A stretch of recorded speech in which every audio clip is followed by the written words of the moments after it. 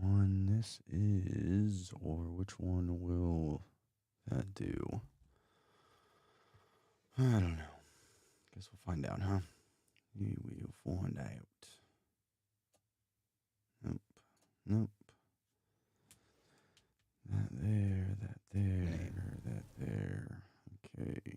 Easy. Ooh, easy. Switch accounts.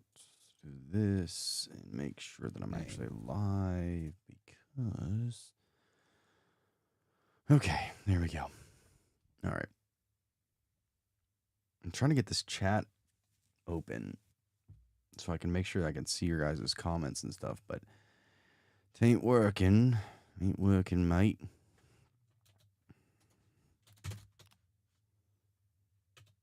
Is that working? Can you see it, mate? Okay. Gotta get comfy cozy.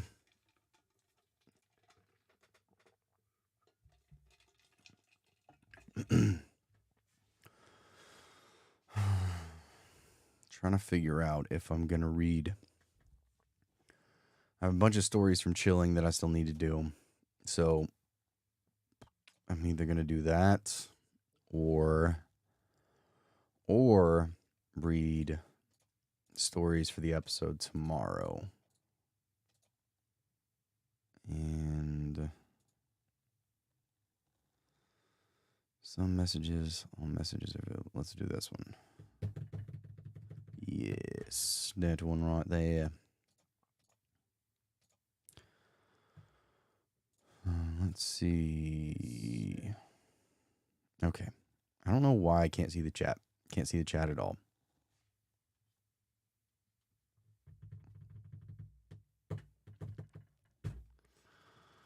Okay. This is cool. It's really cool.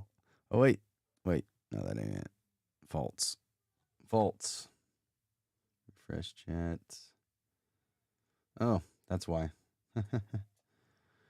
Figured it out. Don't worry. Call off the search, guys. Oh, hey. Derek's Reviews Collectibles. Derek Webster. What's going on, everybody? I can finally see the chat now. Old man Booze figured it out. Don't you worry. Oh, hey there. Savin' Leaf Clover. What's going on?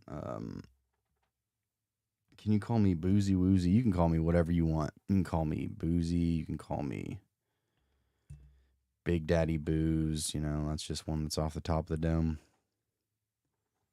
And thanks, Derek. My favorite genre of stories has always been some stories. Yeah, they're pretty good, man. I'm going to probably title that tomorrow's episode is True Some Stories. Some True Stories. Something like that. I'm sure that'll get everybody. That'll get my CTR up. Everybody will love that.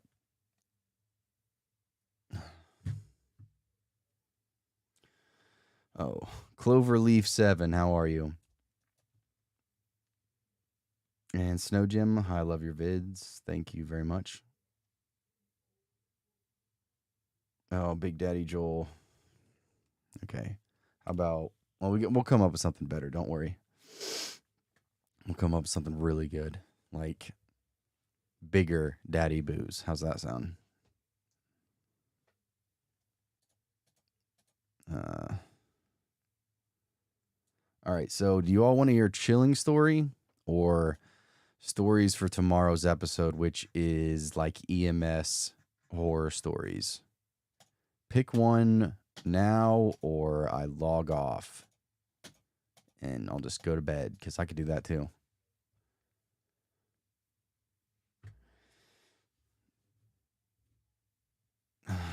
Bit like River Phoenix. Yeah, I'll take that. Dude's got a good voice. But you can call me Stream Colorado instead. No, Stream Denver.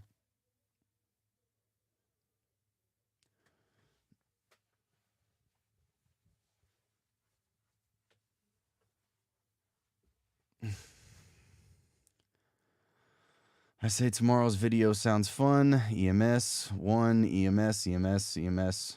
I'm so bad at deciding. Well, pick one now. Pick it. Have you ever been to Cafe Mexicali? No. Can't say that I have. Is that a restaurant? Is that just a coffee place? Is that a place where you can just stand? Nebraska in the house. Okay, so everybody said EMS, so I'm going to read a chilling story then. How's that sound? I'm going to do exactly what you don't want me to do. It's fire. Yes, it's a Mexican restaurant in Boulder. I have not been to Boulder in a very long time. The only time I ever went to Boulder was to see a couple of concerts, and that was like 10 years ago. The real question is, should I have some cranberry wine and save my workout for tomorrow or not drink and work out later tonight? I'm in the process of trying, well, not in the process, I've been pretty consistently working out for a while. So if you want my opinion, save it and do the workout.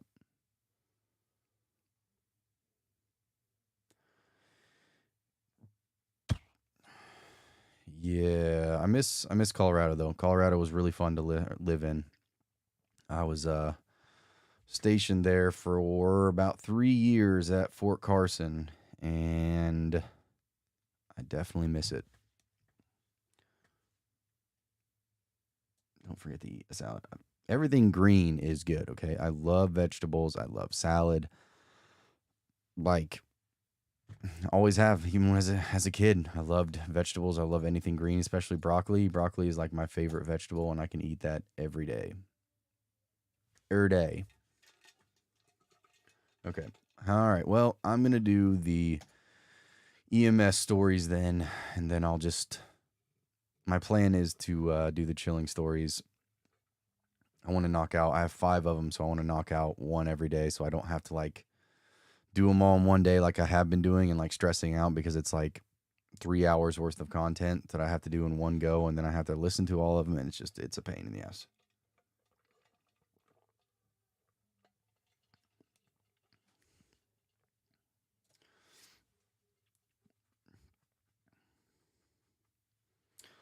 My Colorado isn't too far away from the state which I live in. Well, if you haven't visited it, you definitely should because it's a very beautiful state and there's a lot to do. My MOS was 13 Bravo. I was a Cannon crew member. Shot howitzers. Pew pew.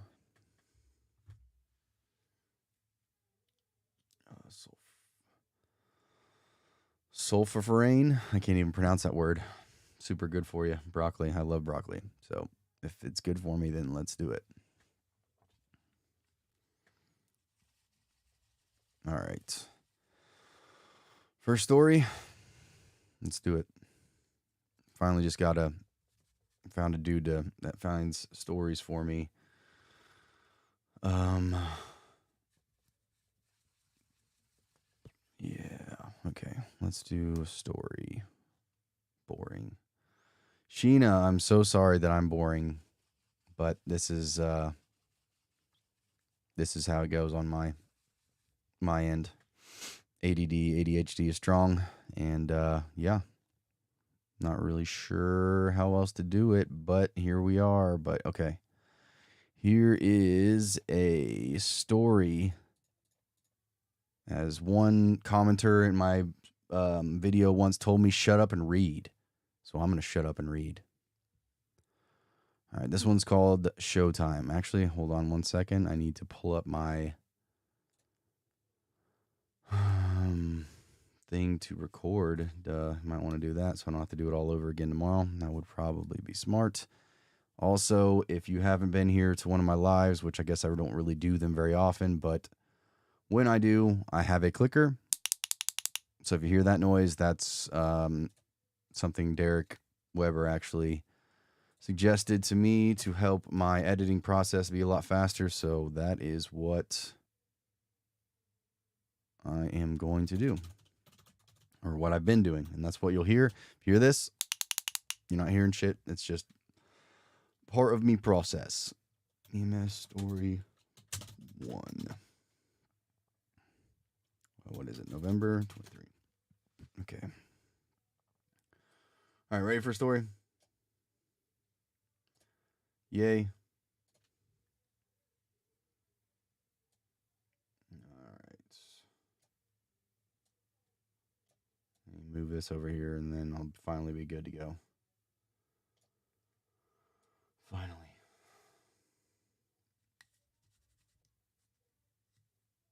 All right. Here we go. This one's called Showtime. It looks like it gets right into it, too. Okay. My spookiest call out was during a night shift. An emergency call was placed on the far west side of town, an industrial area with many abandoned houses. Few people around because nobody wants to live near a landfill. Not many calls from these suburbs, but there are people who squat in some of the remaining houses. Okay. Not many calls from the suburbs, but there are people who squat in some remaining houses. The urban decay opens the door for squatters and drug addicts. The call was placed for a suspected drug overdose. We reached the location, and it's clearly an abandoned house. All the windows are broken, and there are weeds up to my waist in front of the yard. No street lights, and the street is empty. So the night is pitch black, and we have to use our flashlights. The whole place is eerie from top to bottom. The door is wide open, and we're calling out that assistance has arrived. The house itself is dead silent, and my partner takes just a couple of steps into the premises. At this point, we're deciding if we should contact the local PD and stage for them to clear the place before we go any further. The place is mostly empty, but what's there is turned upside down. Some of it scorched from an apartment. The place is mostly empty, but what is there is turned upside down, and some of it scorched from an apparent fire. There's graffiti and garbage everywhere. Directly in front of my partner, "Time to look behind you," is spray painted across the walls of what remained of the living room. On the other side of the front door, it said, "Follow me upstairs." It was like one of those message games kids used to Scrabble in textbooks.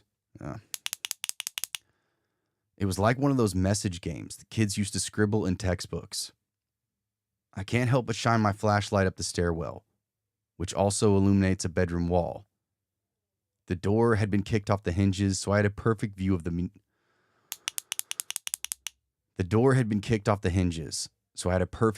interior.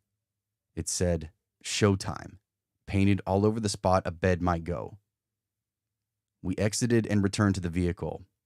The house was searched and it was completely empty, save for a handful of rats. I'm sure it was just graffiti by kids who thought they were funny, but it definitely wasn't funny at 2 a.m. The strangest part was the call itself. Who rang it in and why? To lure us out there? We waited for law enforcement for all calls on that side of town. We waited for law enforcement for any other calls on that side of the town after that night.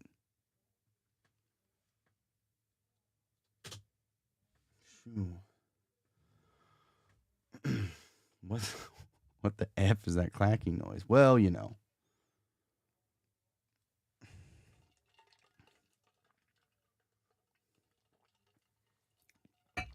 Time to drink water. Agua. All right. Hold on. Hold. Gotta shake. Make sure my levels are good so I can do this later. Hold.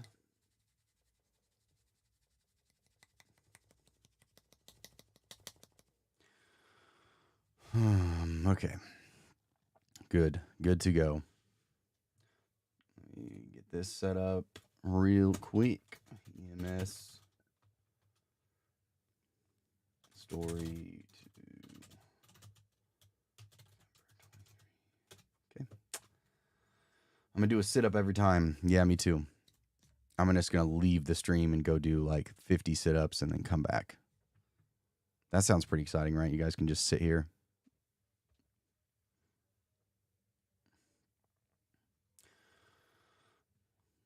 Drink ever clicking. Let's get swole. All right. Well, I was about to start the next story, but here comes Choo Choo Train. So as soon as that train gets done, I'll start the next one. Until then, talk to your neighbor, shake their hand, find out what they do, say hello, good evening, do all that. Oh, shit. Derek Webster with the $1.99. Just realized I'm wearing my Booze and Booze shirt. Dude, hell yeah. Thank you so much. Everybody go buy a Booze and Booze shirt and wear it to the streams that never happen.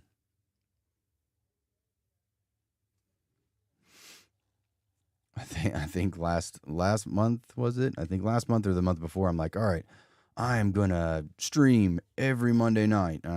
This is happening. And here we are. And I haven't done it in over a month. So typical me. That's some me ass shit right there, man.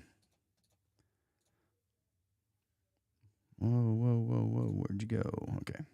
All right. Train's gone. Anakin, no, you're good, man. It is a clickety clack. It is a dog clicker. My buddy told me about it, and you use it during your recording, and it helps your editing process. So when you hear this clickety clack, except for when I do it like this, like really fast, because the faster I do it, normally I can see it better whenever I'm editing, so I don't miss them, because I've done that before where I've missed it, and then people are listening to the episode and you just randomly hear that, and people are like, what is that? Why are you clickety clacking? Among other things.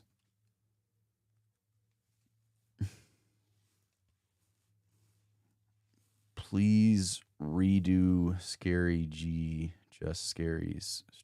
His voice is killing me. Who is Scary G Just? Thanks for that. Whoa, Rocky, thank you for the $1.99. Yeah, that tummy time didn't last very long, did it? Not long at all. Actually, I didn't even get to read a story. Neato.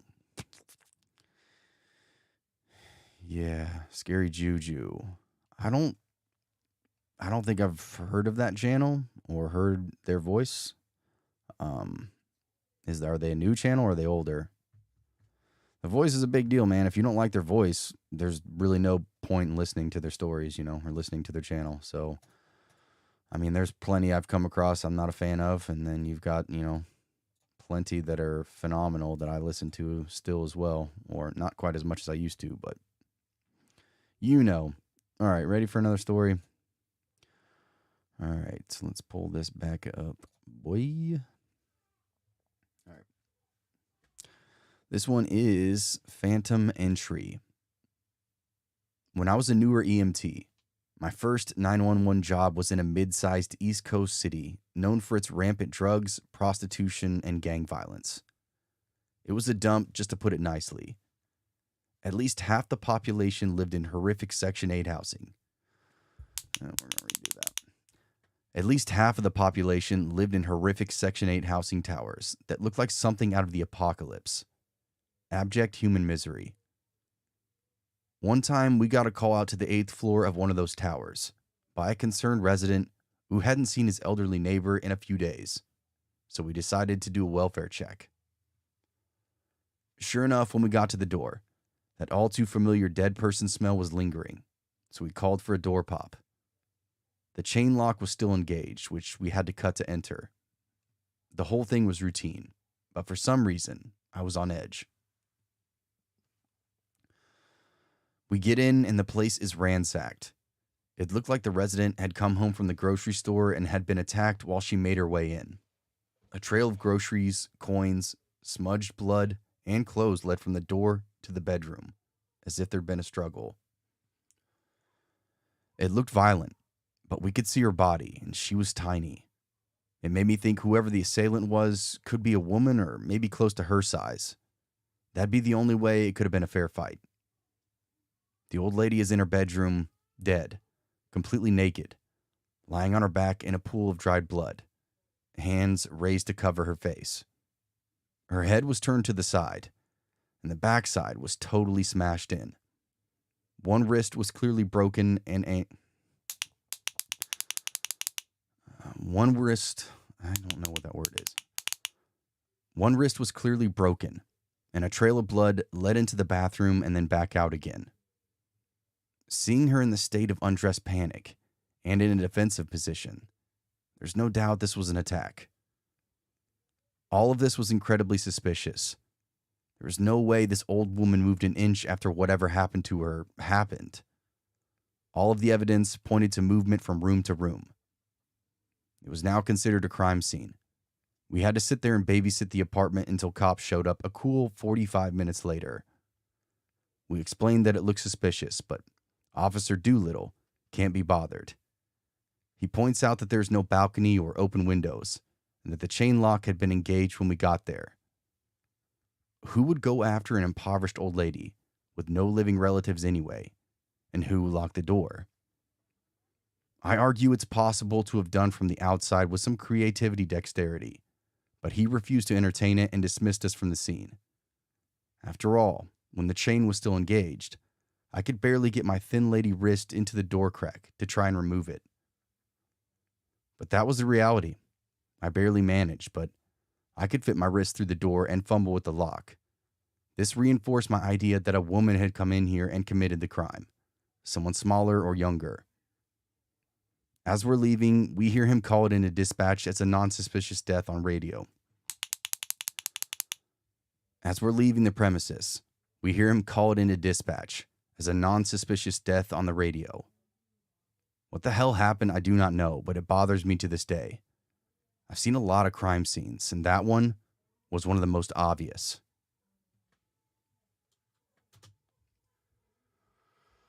Okay.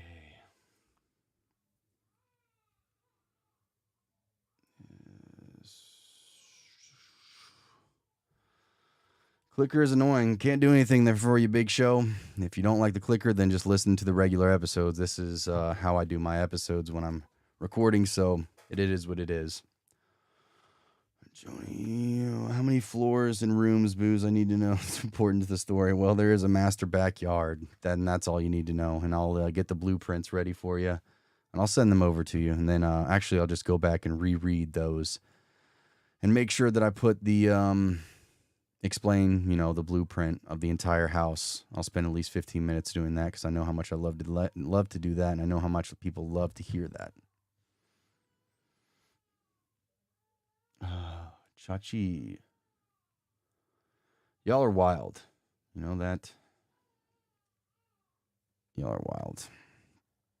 A Midnight Man. Okay. Let's get this one set up for the next one really quick. EMS Story 3. November 23. Okay. Yeah, I'm trying to think if I have done any.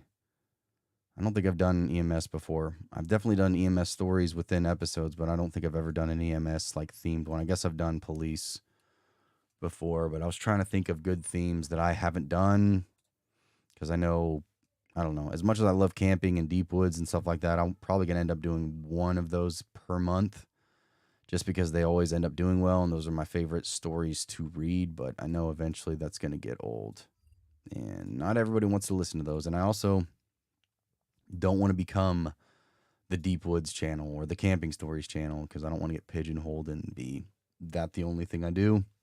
I'd like to ideally be in the range where Joel is and be able to do like anything and everything, that type of thing. So, and I realize when you do that, some episodes are going to be a hit and some are just going to flop. So this one might flop. You never know.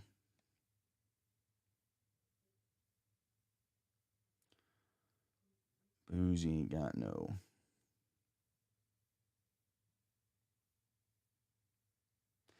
Yes, people legitimately.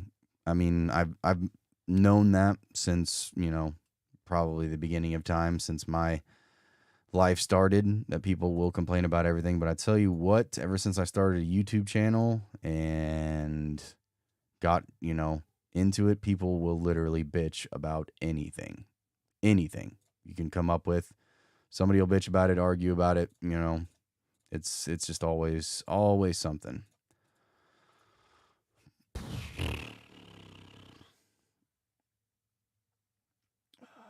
You ain't got no mods. Like mods, what do you mean mods? Like on my voice? Because I do most of like the fluffing. That's a good word, right? Fluffing. I do fluff it up in post and make it sound a little bit more crispy and stuff like that, and like raise the volume up and stuff like that. I'm still, I don't know. I need to do some research and shit for and figure out exactly what I need to do with this. Oh my god, why can't I think what this name is? The Rodecaster Pro 2, whatever. Yes. If you go to my channel or even any of my episodes, Snow Gem, my email is in there. It's either on my homepage or if you scroll down, I think it's close to the bottom on each episode. It shows you my email, and you can just email me your story, and it'll potentially get read on a future episode, depending on, if it fits a certain theme for that certain episode. So definitely always in need of more stories. So if you've got one, I'd love to read it.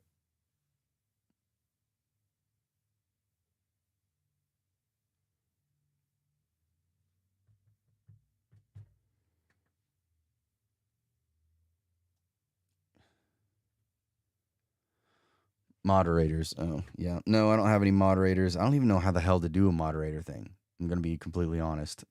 I have no clue. How do I set up getting moderators? Are you getting excited for Thanksgiving? Yes, absolutely. That's like one of my favorite holidays because the food is fantastic. Then you get to eat leftovers for however many days. Okay. Next story. Yeah. Let's do it. All right. This one is called, or at least titled, The Midnight Man. I used to work at oh boy, I fucked that up already. I used to work as a wilderness guide for troubled teens out in the deserts of Utah. Our shifts were 8 on and 6 days off. So we would be with these teenagers for 8 straight days before our replacements would come. This required a unique skill set in regards to the job. They didn't just need hikers and guides, but counselors and motivational coaches. It was late May, and the high deserts of Utah have really crazy weather systems.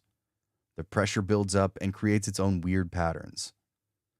We had a freak snowstorm roll in on us, and we were holed in, not able to leave our campsite for a few days until the weather broke.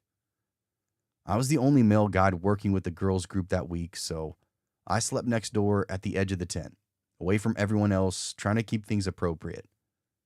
This was also for a vague sense of security for the whole team. I had a really hard time sleeping in those nights of the storm, due to the fact that I was laying in an ice-cold puddle half the time, due to a rip in the tent flooring. So I spent a lot of time keeping my body moving to help offset hypothermia. During the middle of the night, I was laying in my damp, partially frozen sleeping bag, freezing my ass off, wondering if this was all worth it, when I hear footsteps slowly crunching closer toward our tent. I didn't say anything because I figured it was one of the staff coming back from the bathroom, who would maybe slip past me when I dozed off. What was troubling was the nature of the stride. It sounded like they were trying to be quiet, not polite quiet, as tent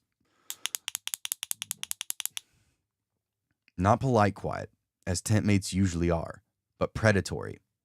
It was taking silent, calculated steps. The footsteps reached the tent, and I look up to see a guy standing at the entrance. He hadn't realized that I was awake, and was just staring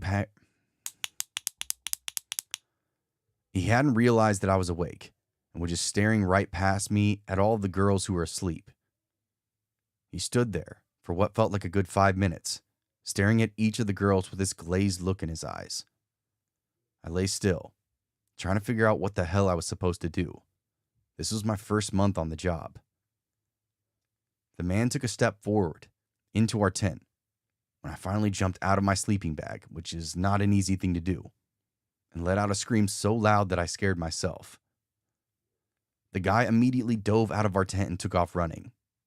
I chased him until he was out of sight, and then returned back to camp. The first thing I did was inform the others of the situation. One of the other hiking guides had actually been partially awake and heard the footsteps themselves. When we come up with the only plan we can think of, then immediately got out the silent... We come up with the only plan we can think of, and immediately got out the satellite phone. We called our boss, who informed the police, and they sent out some trucks to pick us all up and move us to a different part of the desert. They never found that guy, and I have no They never found that guy, and I have no idea what his intentions were. But I could tell by the way he was looking at those girls that nothing good was going to come of it if he got any further into that tent. I never slept easy out in the desert after that, which is a shame because it's such a peaceful and beautiful place. One of the few that's truly quiet. I've always kind of got the quietness. What the fuck? I've always kind of thought the quietness might have saved us that night. For context, this was the same time and area that Josh Powell allegedly murdered and disposed of his wife. Good timing, because here comes another choo-choo. Right. Click on a person in the chat, and you can make them a moderator. Utah. Or wants to be a mod. If you want to be a mod, dude, I'll fucking let you be a mod for real.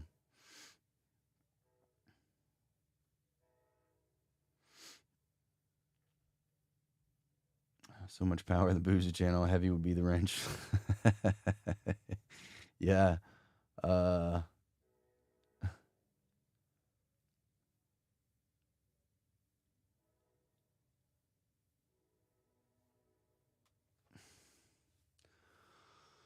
real. If you want to be a mod, I'll make you a mod literally right now. Right? You said right click on person in chat.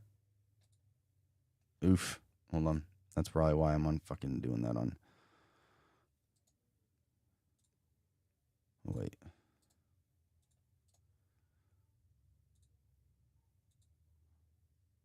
Nope. That's not working. Oh, duh. I'm dumb. Hold on. Switch counts.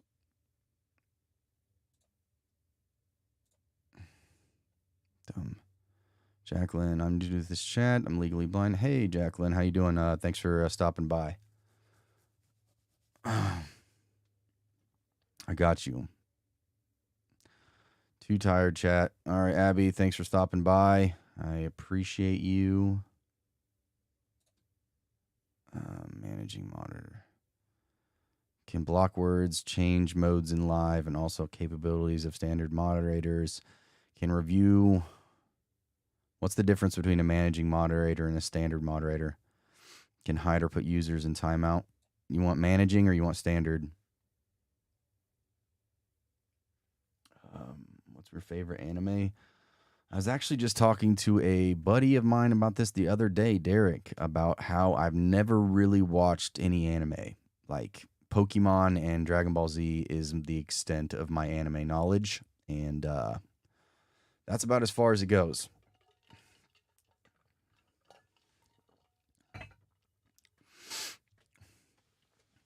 He'll kick you out.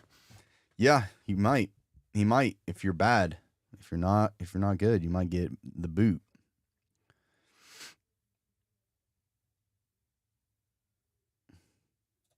All right. Well, Horror on the Rocks is now managing moderator for your channel.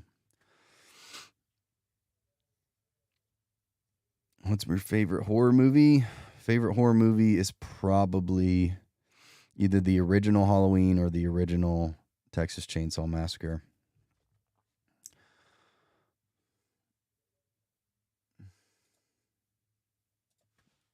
EMS story for November 23.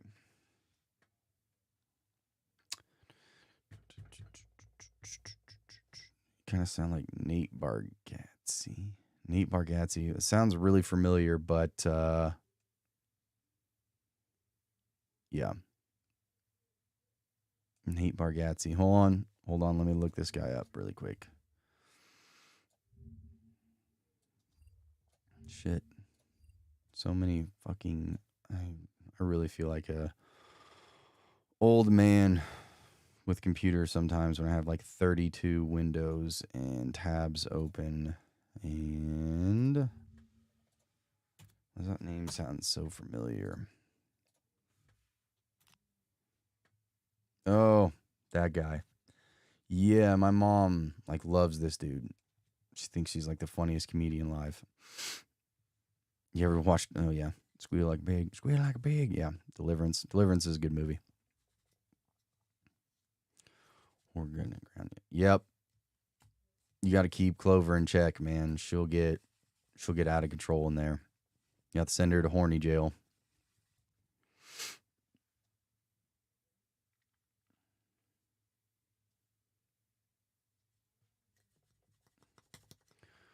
All right, another story, shall we? All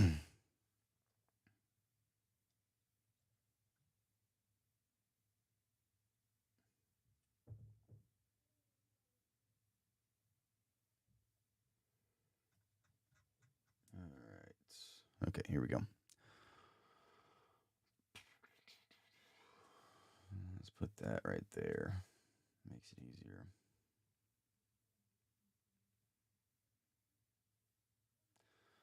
I want to try to be. What's a good way to start? Right. Just do it. Stop talking about it and just do it. That's honest to God the most advice I give anybody that asks, because that's what I did for at least a year or two, was talked about it and just didn't do it. And I wish I would have started, 4 years ago instead of 2 years ago, because I could have 2 years more on this, probably being bigger, have more. My content could have been better, yeah, just do it. Stop talking about it and just do it is the easiest way to answer that.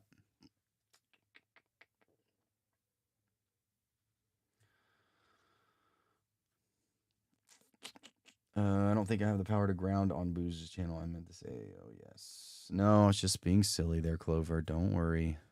But sometimes you have to go to horny jail, though. You know that. Sounds like Joni needs it, too. You both need to be in there. All right. Don't want to get this too boring. Okay. Here you go. Silent Killer is this one, next one. I was a volunteer for the Coast Guard throughout my time in college. The auxiliary programs really didn't let us do anything cool, but it counted as a credit, experience, and looked good on the resume. We had pretty general duties. One weekend, I was lucky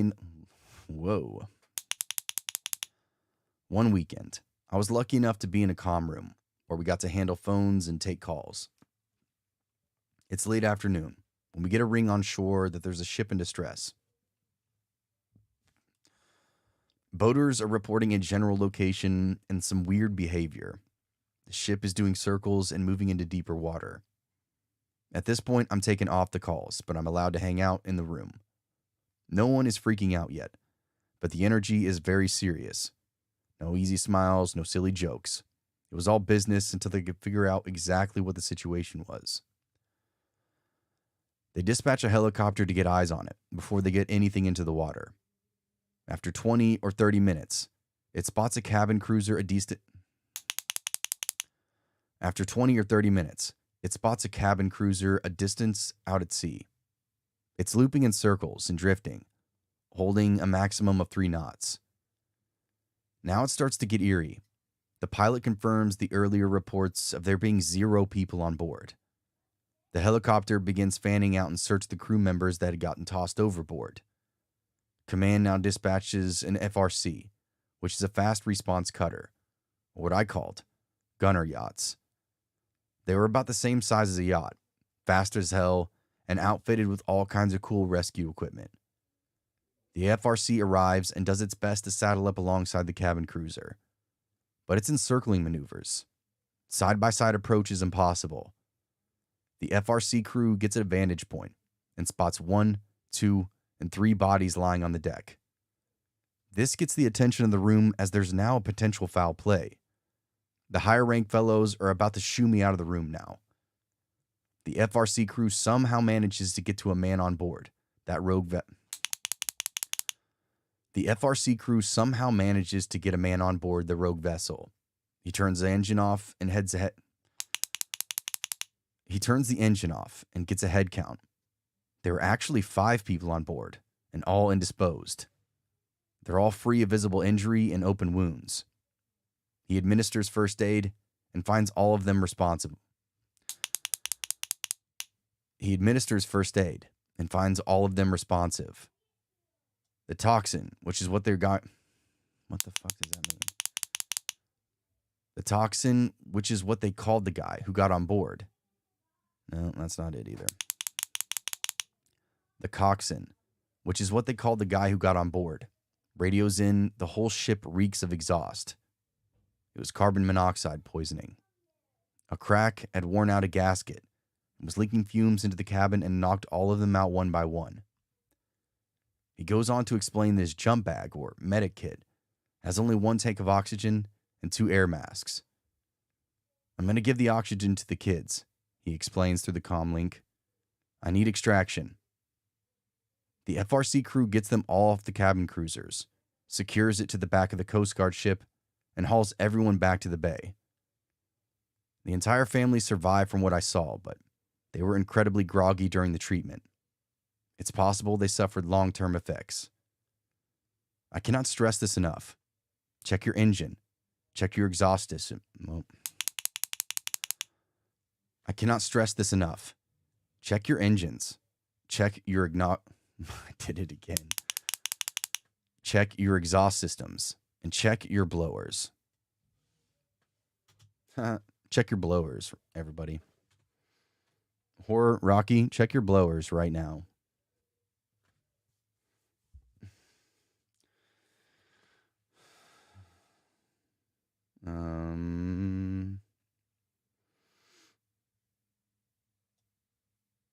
Johnny just unleashed a monster. Happy birthday, Horror. Is it for real your birthday? Oh my God, wait, no, I forgot about that inside joke. I just almost fell for it again.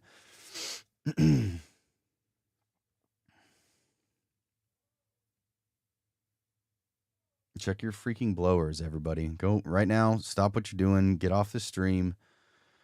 Go wherever your blower is and just check them, okay? Then you can come back. All right, EMS story 5. November 23.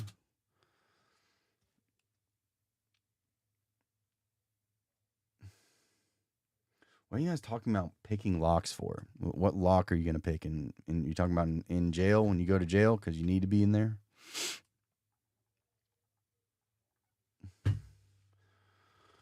We've had days this month. I can totally pick this lock.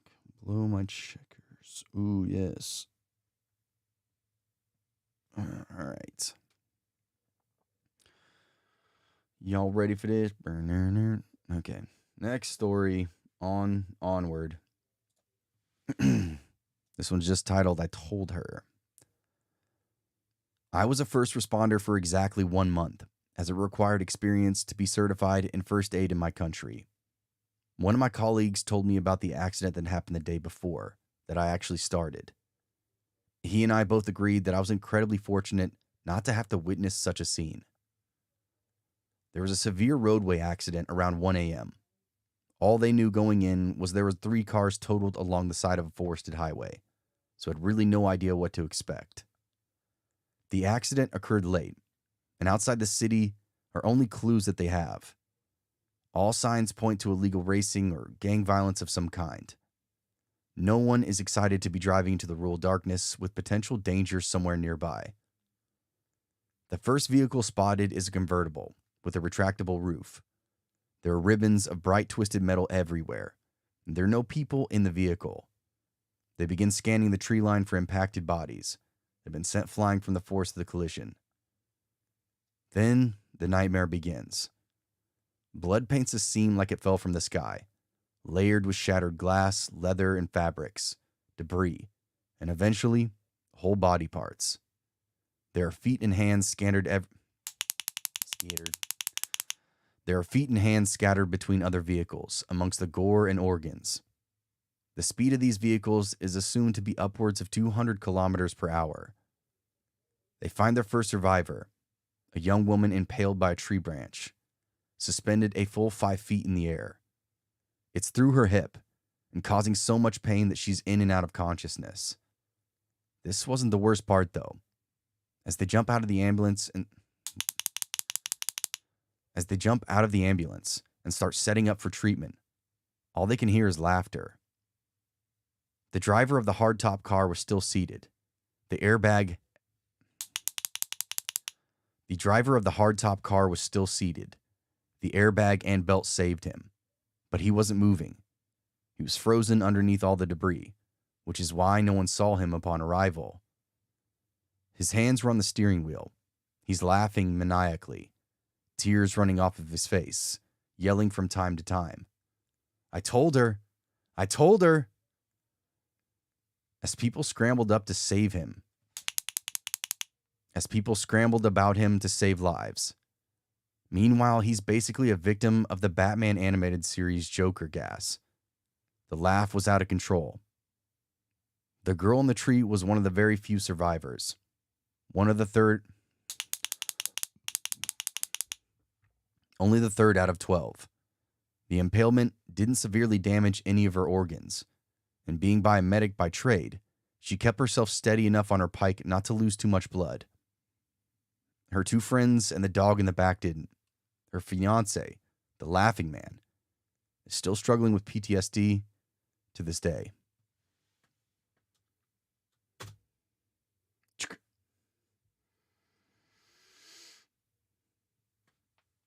Get your blowers checked here, folks.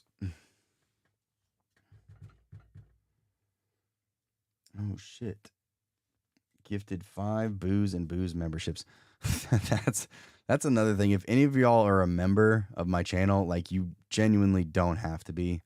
Like, don't feel obligated in any way, shape, or form to give me $5 a month, because I have a bunch of shit that I have, like, I was supposed to do or wanting to do for memberships, and I literally do none of it. I don't do any of it. The only thing I've done is put out extra content, and I don't even do that as often as I should. So I really need to just take that down and make a Patreon or something like that. Just like kind of what Joel does for like $1 a month or something. Maybe I could just do it too, but I just have so much to do all the time that I don't have time.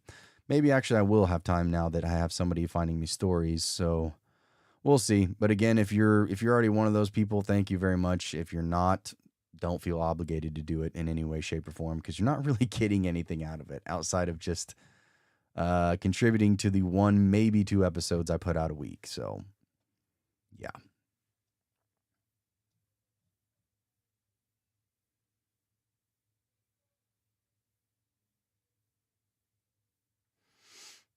Yeah, thank you for doing that there. 7-leafed clover. Red Rover, send Claire, send Clover right over. I don't know what I was saying.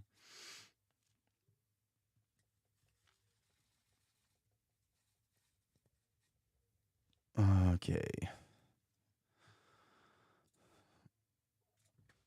Let's see. EMS story 6 November 23.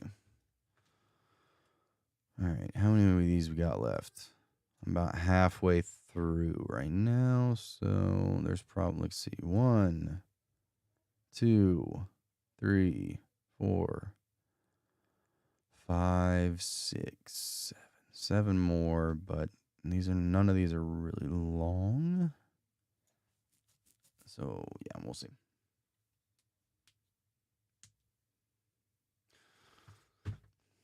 Membership is where you can get exclusive content that doesn't exist. At least on my channel, because I fucking suck, man. I know. I am awful at this. The only thing is guaranteed is there will be an episode out during the week. Like, I make sure that happens. There's just a lot going on at home right now, and one episode is always will always be the bare minimum you get a week. So I'm hoping in the future that, because right now I'm actually in the process too of hopefully can't even talk, hopefully getting like a studio. Um, there is a tattoo shop here locally that one of my buddy works at, and he said that there's room in the back if I wanted to rent that, and I can put up some, acoustic foam and get another computer, put it up there, take all my recording equipment up there and start recording there where it can be a hell of a lot quieter. And then I'm like, all the other elements here are taken away from me. So if I drive to the studio, quote unquote studio, then I can get shit done. So I'm hoping that in the very near future, I can do that. I'm also hopefully going to finally use my GI Bill from the Army and go back to school at some point. Probably next, I don't even know. When is it? Not this summer, but next fall, I guess that would technically be. Yeah, fall of 2024. And yeah, and then I'll be able to do all that shit. So that's the goal. And I'm hoping that all of the membership shit will finally change and I can actually get a schedule going and stick to a schedule instead of it being fucking chaos like my life is, as always. And I hate that my chaos is spilling over into this, but it is what it is,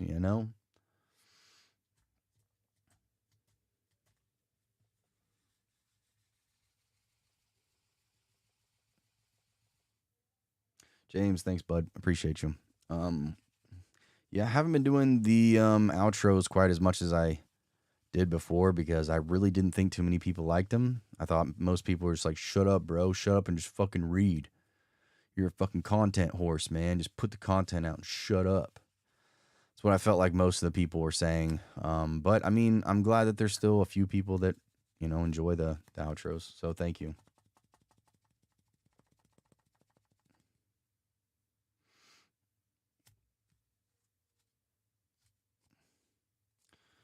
Tell me when you are going to use that, and I will tell you how to rehab, which is better.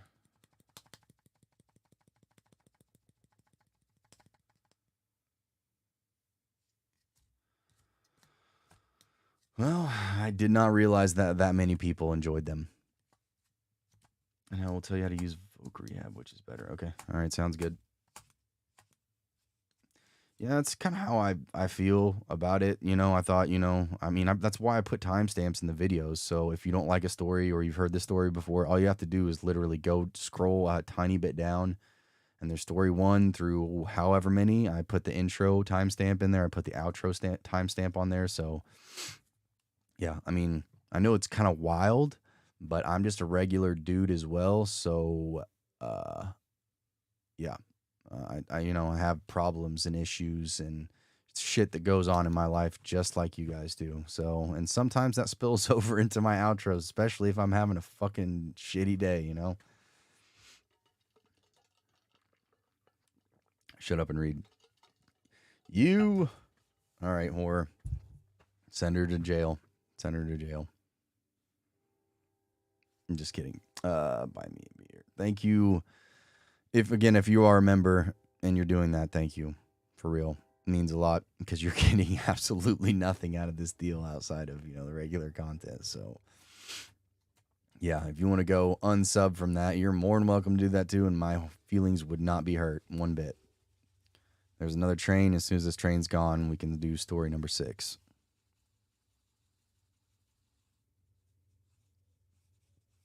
Just kidding, Clover. Don't worry. Don't worry. JK Rowling. Yeah, I appreciate that. I try to, legit, I try to tone it down, especially if it's been a long day. But I put a microphone in me and I start talking, and sometimes that spills over, and sometimes I say things I probably shouldn't. But whatever, it is what it is. Because at least for me personally, I like when creators, make it unique or make themselves unique.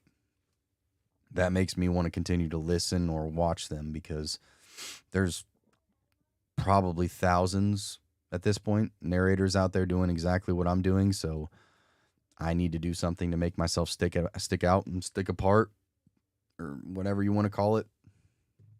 Because there's tons of talented narrators out there that you could be listening to. And not me. Especially if you want me to shut up and read. Shut up and read. You're freaking. Just shut up and read. It's better than the GI Bill. Okay, cool.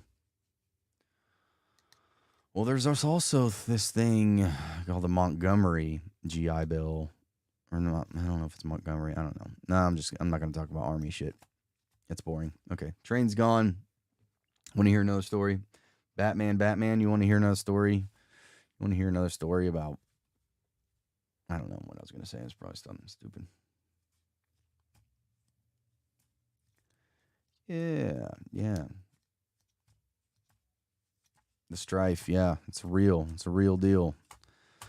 Just like, I mean, I remember the first couple of times I was listening to, like, I still don't catch them very often, but when I would catch Joel's live readings and, you know, just listening to his narrations, you don't really ever get the personal touch, and then that's what really made me like him, like, and made him my, like, favorite narrator of all time, was because of the live readings, because, oh, this dude's just a normal dude like me. Oh, he's an idiot just like me. He makes dumb jokes just like me, and he gets fucking pissed when he can't read something, you know, just like I do. So yeah, I mean, at least that's just my personal, you know, that's just my opinion. But I like when creators and YouTube channels alike and whatever make it personal and make it real.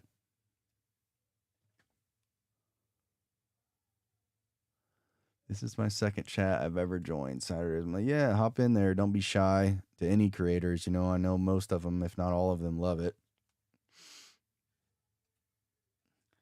Do you charge for collabs? I was in a position, not in a position, I was in a downward facing dog position earlier. No. I did a lot of collabs, and I actually recently just kind of had a full-on conversation with myself that I'm probably only going to do collabs once a year on Halloween now, because they don't do well, man. And I'm going to be honest, people don't like that. Most people don't like collabs, especially people listening to my channel. They're here for me, and I'm not saying that in an egotistical way. I'm saying that, like, legitimately. You go to Let's Read to listen to Let's Read. You go to Being Scared to listen to Being Scared. You go to Mr. Nightmare to listen to Mr. Nightmare. You're not going there to listen to other channels. So I'm probably not going to, if I'm being, you know, straight up and honest with you, I probably am not going to be doing collabs anymore. And even if I did, I wouldn't charge you for it either. I'm not that type of person. But yeah, I mean, if you're going to start a channel, man, the best advice I can give you is be consistent, never stop uploading. vidIQ, which is a app to download on your computer or your phone, and it helps you package your episodes better. So that's another avenue you can use, and it can help grow your channel faster too. So, all right.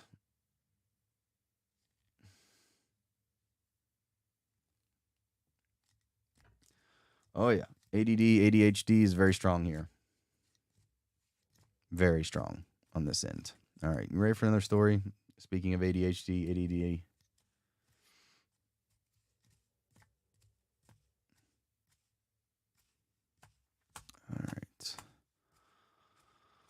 All right. Let's just do the story. It's been a minute. This one's called The Littlest Livestock. I worked as a security guard for a large farming facility in the early 2000s. Very few things ever happened at this job, but there was one night that I actually had to call the cops. A series of alarms had been triggered, starting with the outlier fence, the secondary internal fence, and then various warehouse doors. The farm I worked for was specialized, and so made the proper investments in security. Like I said, this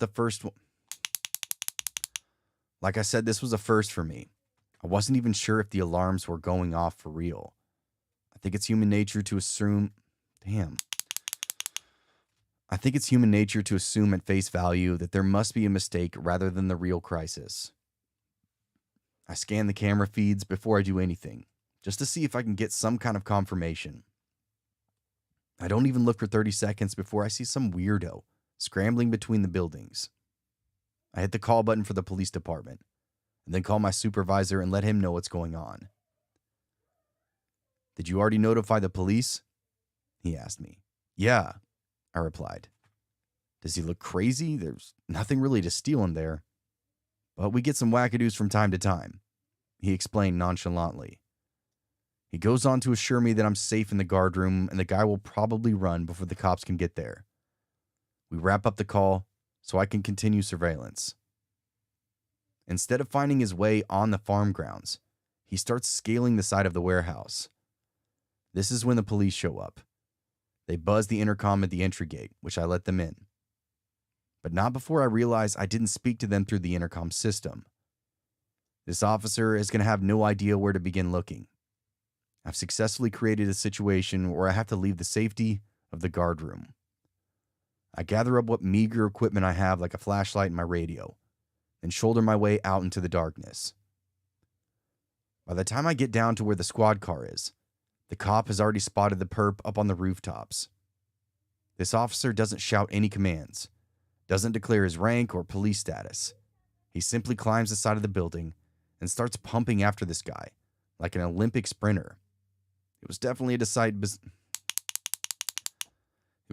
sight to behold.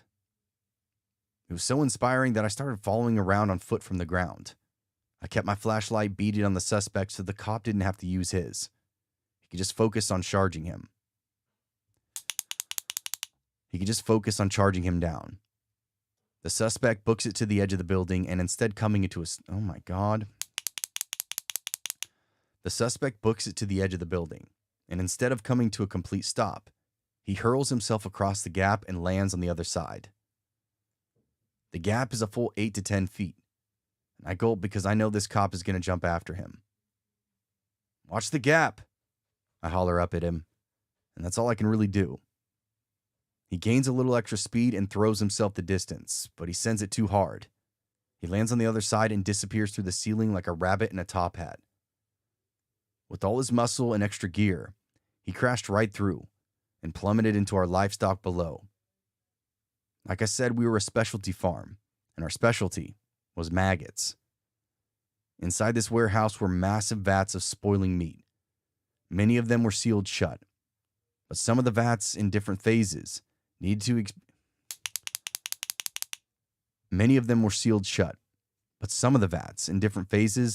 to be exposed to open air.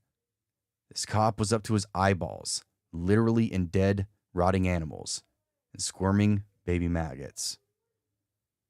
It took an hour to pull him out, and we never caught that guy that he was chasing.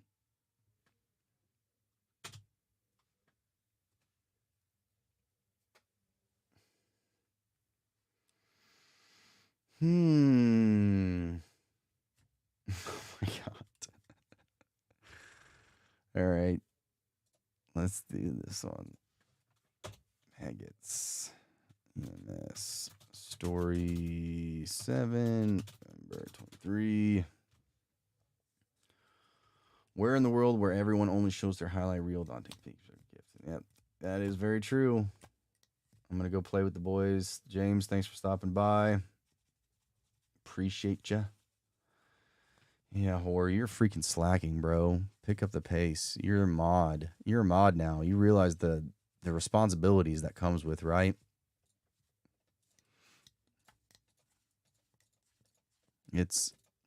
I'll write up this big giant list and email it over to you, okay?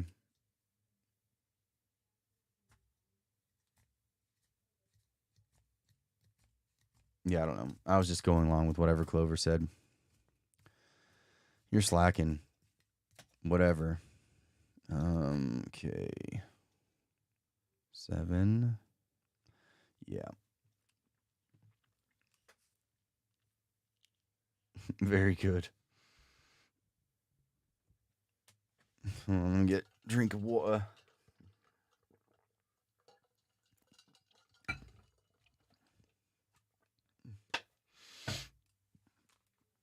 Oh, shit. Anybody have any good habits or good ideas if you've ever quit smoking? Like things you've done to help when you get that itch? Because I am fucking itching right now. Holy shit, I want to go smoke. But I don't need to, so I won't. EMS story 7. Okay, another story, perhaps.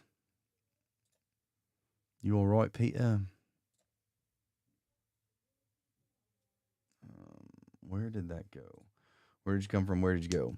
Ooh, I'm going to switch this up. Hold on.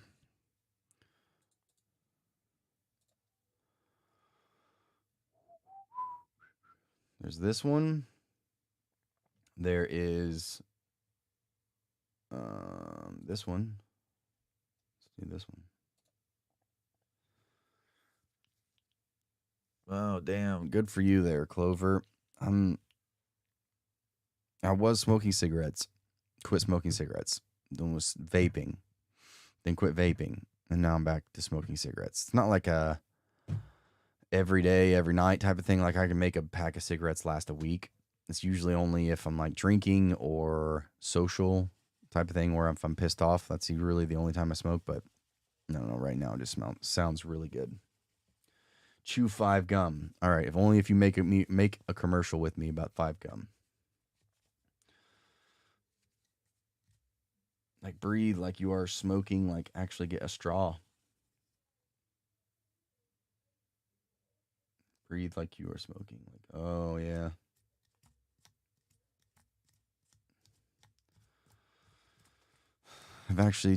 I've thought about just starting to smoke pole instead.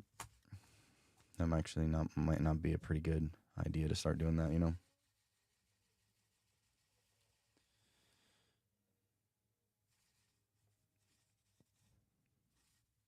All right. Another story?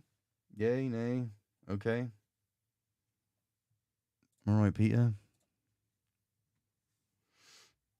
Where'd you go? Keep fucking losing this shit.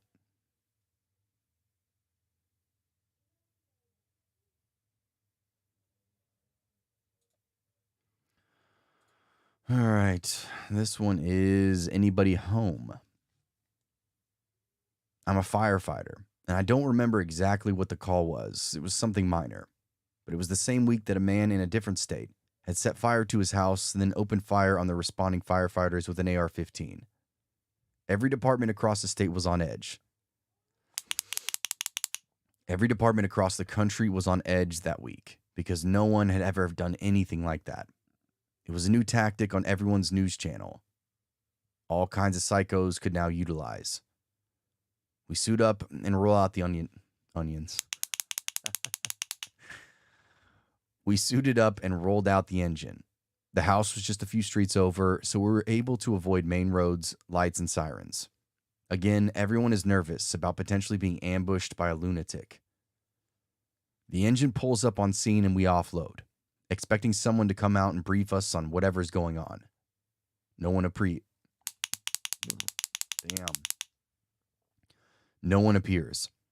One of the crewmen mentions that it looks like the front door is partially open, which is eerie and relieving at the same time.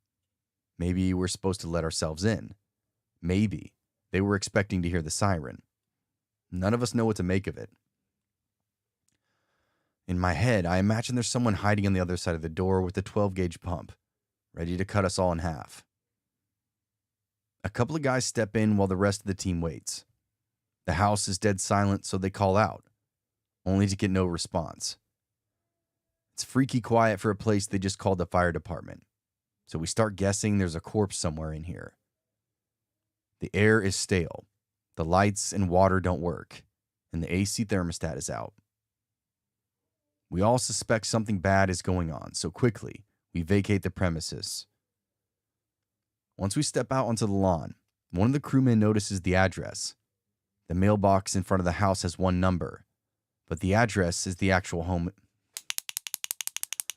But the address on the actual home is different. We send a few guys down the lane, and sure enough, the emergency is south of us by almost a block. We relocate and begin handling the situation. It's just a fall or something minor like that. A few of the guys ask one of the family members about the house, to which they explain that the house had been vacant for months. To this day, I can't figure out why the number on the mailbox had been changed and why the front door was left open. It was all a very unsettling memory for me. No, shit. Bro. Check out. Oh, Fume. Yeah, I think I watched a Steve-O did like an ad on it. So like pretty adamant. Everything to do with the Jackass crew. I still follow most of them, if not all of them, pretty religiously. So, and I think Fume is the next way to do it. Kim, good to see you. Thanks for stopping by. One thing that helped me quit smoking is I had to not drive with anyone or with any way to buy cigs. Yeah, it's really like a I don't know what to call it, like a fidget thing for me. I just feel like I have to be doing something whenever I'm drinking, whenever I don't know, like right now when I'm recording and just like having a drink, like I want to smoke. And I don't know. And even when I quit my vaping and stuff too, and like when I press pause on a video game or a commercial comes up or something happens and I feel myself like just straight up reaching for it, even though it's not there.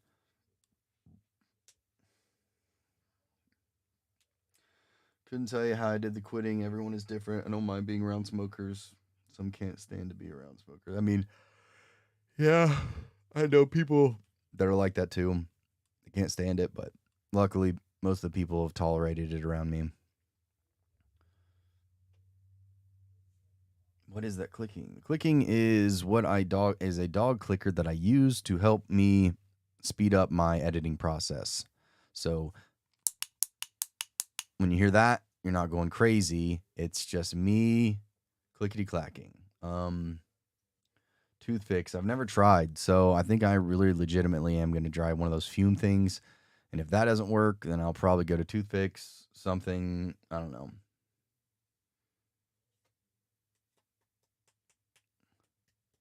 Hey, Kim. How you doing? Thanks for stopping by. I have a fidget cube somewhere that I usually do fuck with when I'm at my computer, but I don't know where the hell it is.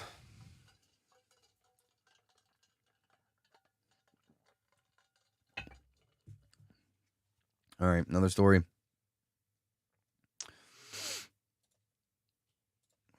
EMS. Story 8, November 23. Big chew gum. Little gum chew. Little foot. Indian in the cupboard.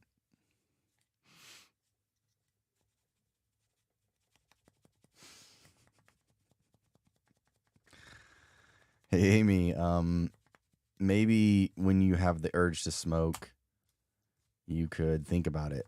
I actually wish I could have your mindset and just like, oh man, I really want to smoke. And then I think about it for another 10 to 15 minutes. And then I think I'm about to come to a conclusion and then wait, nope.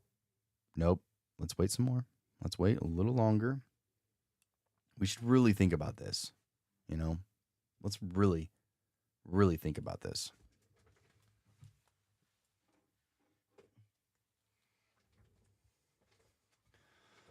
When I did buy, I had to buy the cigs I hated, and that trained you to quit. That's not a bad idea.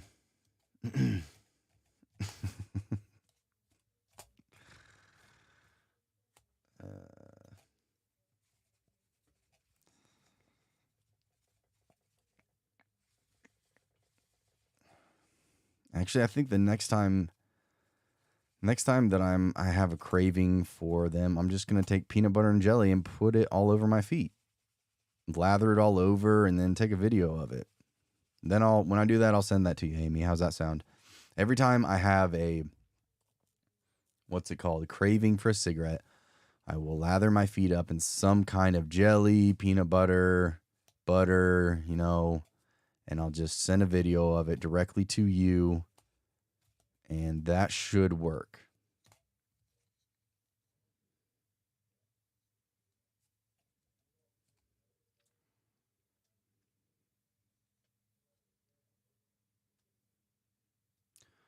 All right, let's do another.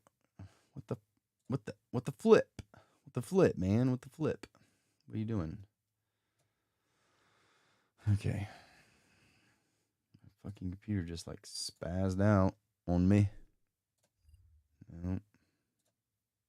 Shit. What did I do? Okay, there it is. What did I do?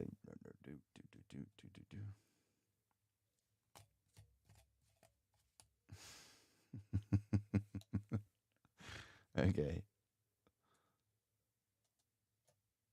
Oh my God, I did it again. What are you doing? Why are you doing this to me right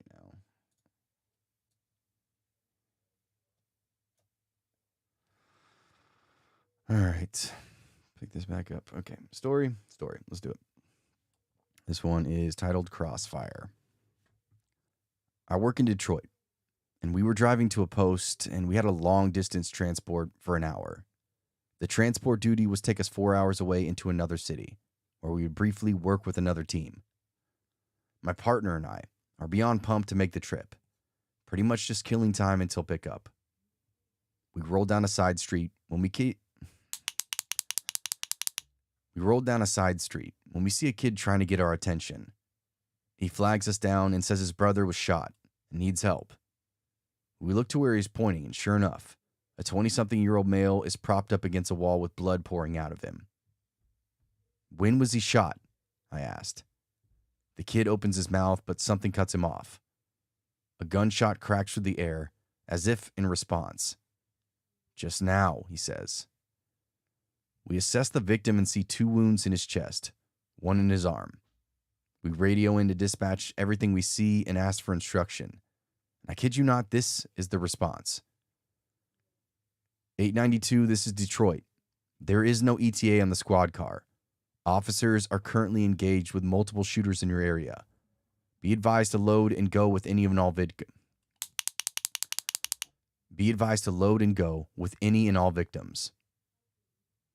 We never made it to transport duty.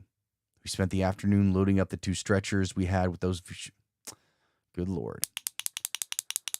We never made it to transport duty. We spent the afternoon loading up the 2 stretchers we had with shooting victims while providing support to on-scene officers engaged in a firefight. One of those funny weekends where Detroit seemed less like a city and more like a war zone.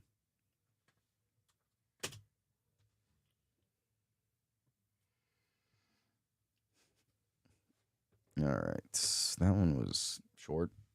Holy shit. Shorter.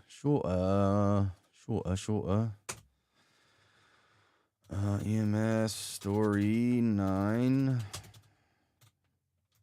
November 23.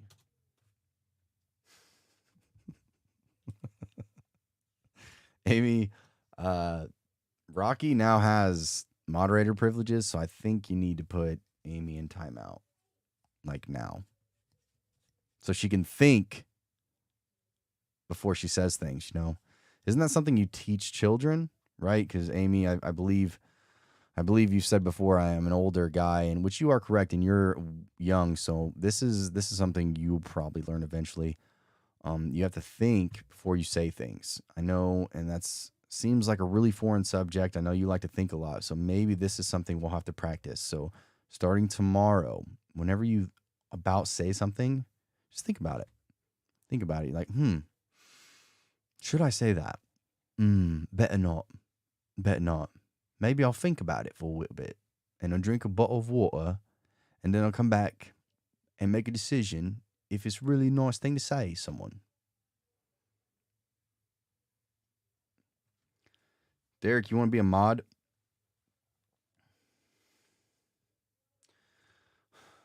Should Amy? I don't know if Amy's responsible enough to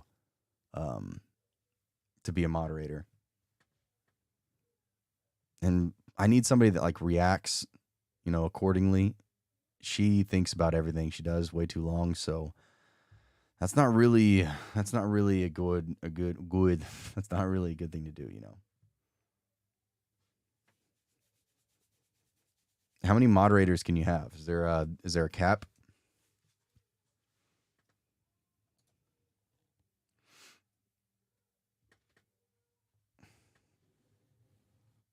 The pizza.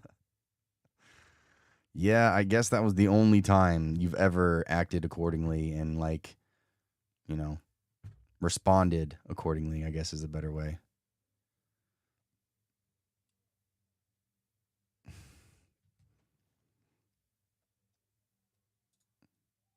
Hold on. Hold.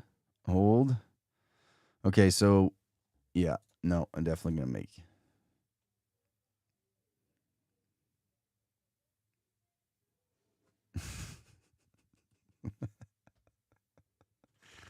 Amy she's just one of those girls that needs to spend a lot more time in her master backyard maybe before she can get those kind of privileges. She's still young, still has a lot of the world that she needs to see, a lot of things to experience.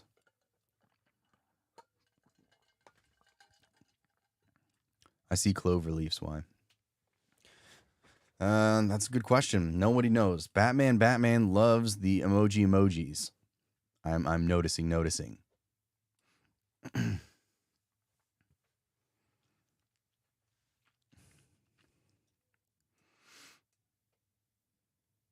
Yeah, she does. She also eats.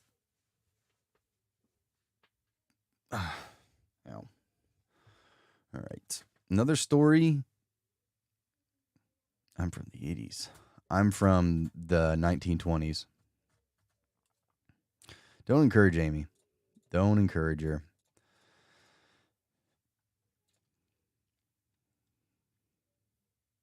I don't want to be just so you know. Wait, what? Can't see because there's a thing in the middle of it. I don't want to be just so you know. I'll open up the doors to madness. That's very true. You would, you would definitely open up the doors to madness. There's no doubt in my mind.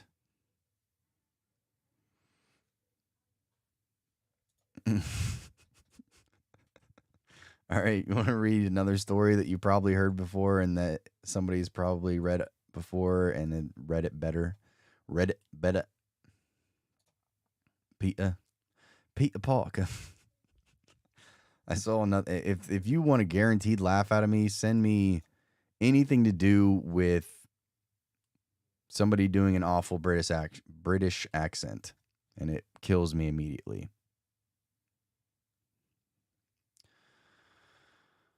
Amy, what'd you get grounded for? I'm sure it was whatever it was is probably for the better. I guarantee it. And yo, Derek, you are a moderator too. I made you. Oh yeah, new wrench. Who dis?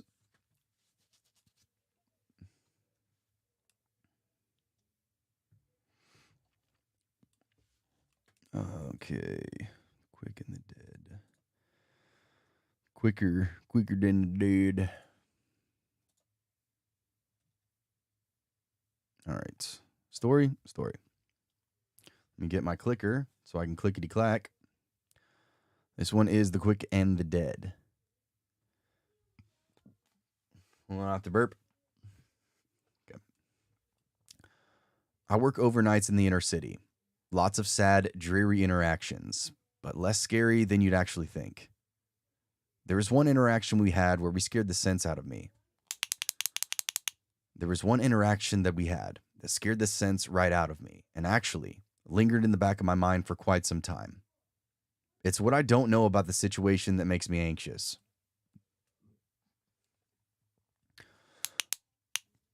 It's around 2 a.m. We made a loop. What is that? Okay. It's around 2 a.m. And when we make a loop under a John Highway overpass, the alleys are typically. Damn, hold on. I'm going back and doing all that over. It's what I. Me anxious. Doing all that over. It's around 2 a.m. when we make a loop under a John Highway overpass. The alleys are typically ripe with hookers, drunks, gangbangers, and drug dealers.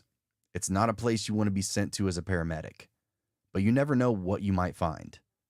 It's the random loops through those no man lands. It's the random loops through those no man lands that you usually yield. Oh my God, I can't fucking read, bro. You might find. It's the. It's the random loops through those no man lands that usually yield results. It's a lot easier to save someone when the shooting is all over. Sure enough, we spot a man lying face down just outside the glow of a street lamp. We chirp the sirens a few times to see if they stir awake. No movement. I start gloving up and getting my equipment ready. All while my partner turns on the flashlights. Nope. I start gloving up and getting all my equipment ready. All while my partner turns on the floodlights, and I overheard Cherry and the overhead Cherry to allow us to work.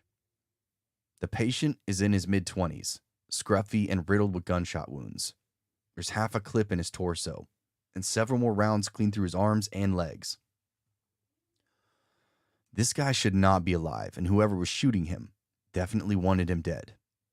Regardless, we were giving the guy treatment and load him onto a stretcher. I see a guy cut around a corner and start approaching us the moment we stand up with that stretcher. We're totally caught in the open with our hands full, and he gets within 15 feet of us and draws a gun. Probably still hot from shooting the kid lying between us. We stop moving when he points the barrel at my partner. "You're going to put him back on the ground now, all right?"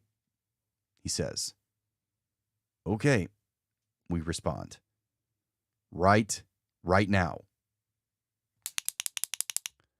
Now, right now, he encourages. We lay the stretcher down and take a few steps back. He glares at us before pointing at the ambulance with the gun. "Get the hell out of here and don't make any calls," he instructs us. We clamber into the car, kill the floods in the Cherry, and cruise back to the residential areas. Just as we were cutting out from the overpass, we hear 2 gun reports and see the flash of a barrel. We radio dispatch our location and request immediate police on the scene. The abrupt change in our code got us a cop there relatively quickly. The shooter finished the job and then disappeared under the highway. No casings, no evidence. We were the only witnesses, but no one ever brought the guy in. The guy is walking the streets still to this day.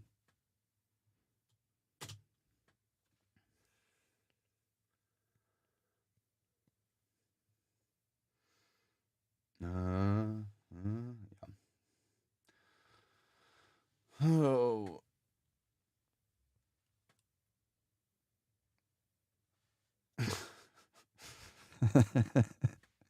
Batman, could you not spam the chat, please? Appreciate you. Sounds like on Deliverance. Sounds like on Deliverance. Cool. Immediately. It sounds like some shit I would do, though.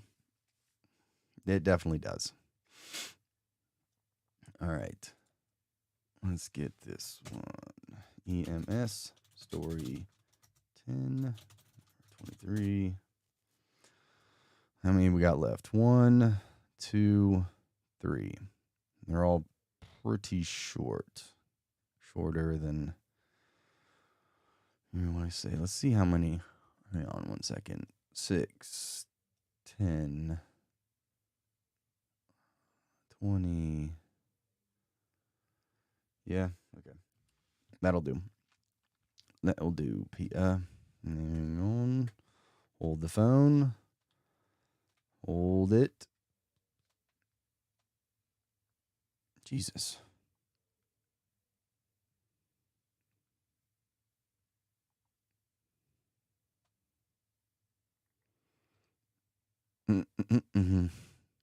Okay, sorry. All right. Another story, shall we? I wonder if being a mod would make it feel like work. I don't know. Rocky and Derek, you tell me. Tomorrow is Tuesday, isn't it? Tuesday, innit? You fucking what, mate?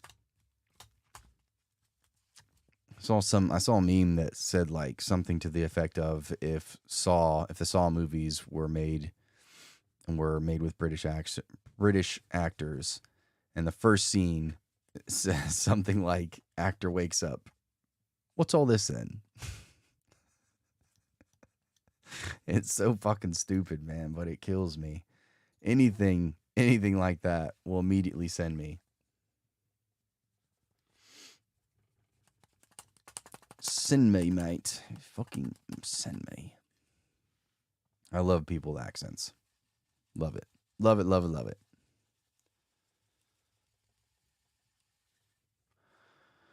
All right, another story? Okay, sure. Let's do it. Everyday dilemma.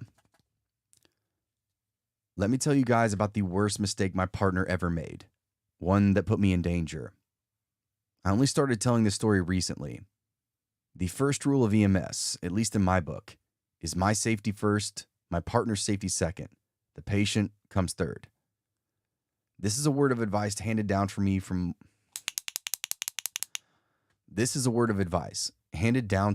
more experienced responders. People that had seen routine calls go fatal over very simple, well-intentioned mistakes.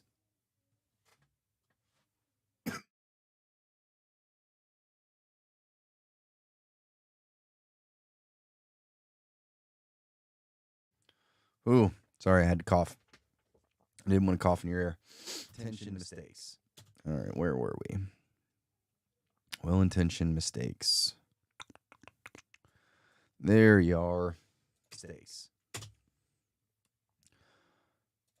It's wild what just a little human decency can lead to in those situations. The first most basic step for every call is making sure the scene is safe.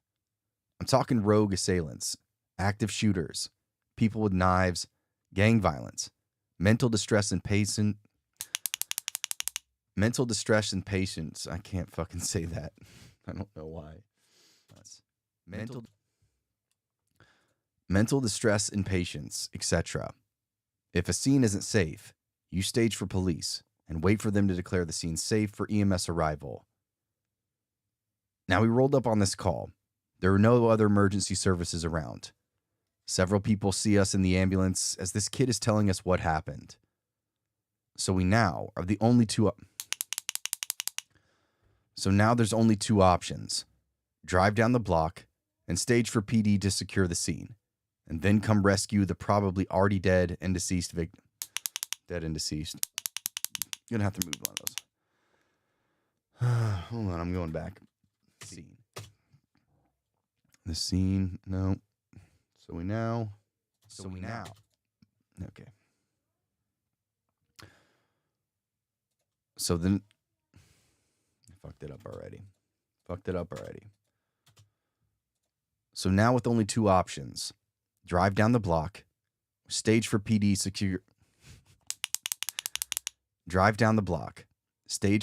to secure the scene, and then come rescue the probably already deceased victim, or jump right into the action, getting the guy while he still has a chance of survival. This would also ensure we didn't look like the asshole ambience. Oh my God, I said ambience. This would also ensure we didn't look like the asshole ambulance that rolled up on a gunshot and then drove 2 blocks away, parked until the cops arrived. You must keep in mind that Detroit is horribly understaffed.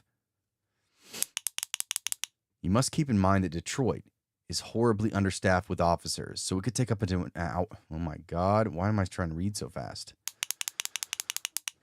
You must keep in mind that Detroit is horribly understaffed with officers, so it could take up to an hour to get anyone on scene. Personally, I have a family to go home to, so I don't care how bad it looks on me or my company. I'm not risking my life. I'm driving away and waiting on the cops, no matter how long it takes. My partner, however, had different plans. She immediately jumps out after hearing what happened and rushed over to the scene to start treatment. Now I'm stuck with a dilemma. Do I save my ass and abandon my partner and patient? Or do I get out and help, since we already made contact, against my wishes nonetheless? I honestly don't know what to do. Part of me was about to slide over and drive back. Part of me was about to slide right over, shift back into drive, and roll down the road and out of sight. I'm watching her work alone in the dark and can't stomach it. Literally anything can happen in this moment, and we haven't even so much as contact. Literally anything can happen in this moment, and we haven't even had so much contact from anyone else. I radio dispatch and let them know the situation. Request police support. I radio dispatch and let them know the situation. Request police support and possibly another medical team. I parked the ambulance and scanned for any gunmen, and then hopped out of the car. I was pissed beyond belief. If she wants to oh my God, I'm losing it. If she wants to put herself in harm's way, not my problem. But when you drag me into the shit show, now we do have a problem. Luckily, and obviously, I didn't die. Because, that sucks. That's bad. We got the victim stable and transported back to the hospital. And I heard over the radio that there were 2 more shootings in that area that night. Thank God I wasn't one of them. All right, 1, 2. We got 2 left. This next one's really short. EMS story 11.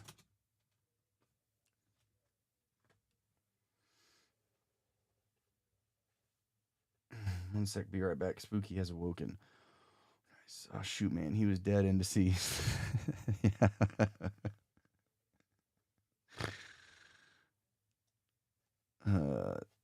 You guys are silly.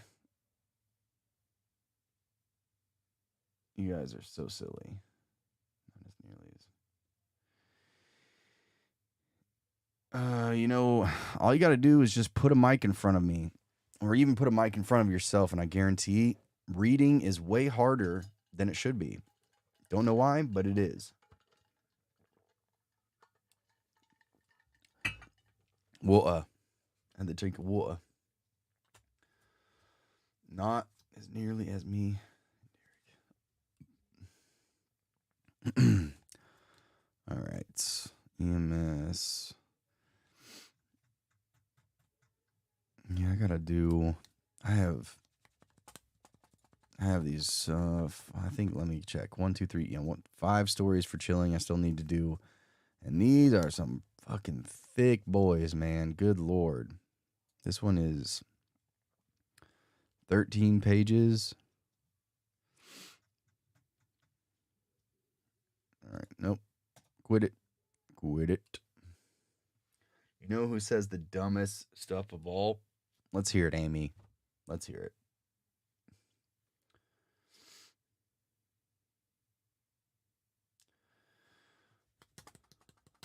Yeah, pretty much. It's just how I do it. I just show up and read. I'm sure there's better ways and better approaches to do, but here we are.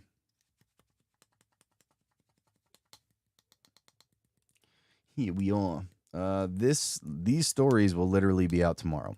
Probably tomorrow around 7 or 8 Central Standard Time. And then there'll be another episode out on Friday. Because I actually do have to... Last week I thought the guy was going to get me 2 sets of stories, but I don't know exactly what happened. So there's only 1 episode last week. But this week there will be 2 episodes. 1 tomorrow, 1 on Friday. I was going to put it out on Thursday, but Thursday is Thanksgiving, so that would not be a great idea. So I'm just going to do it on Friday.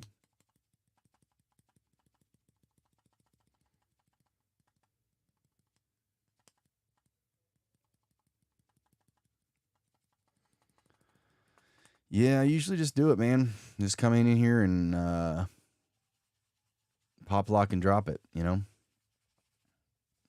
Spooky's being a tease. Being a tease, are ya? You fucking teasing me.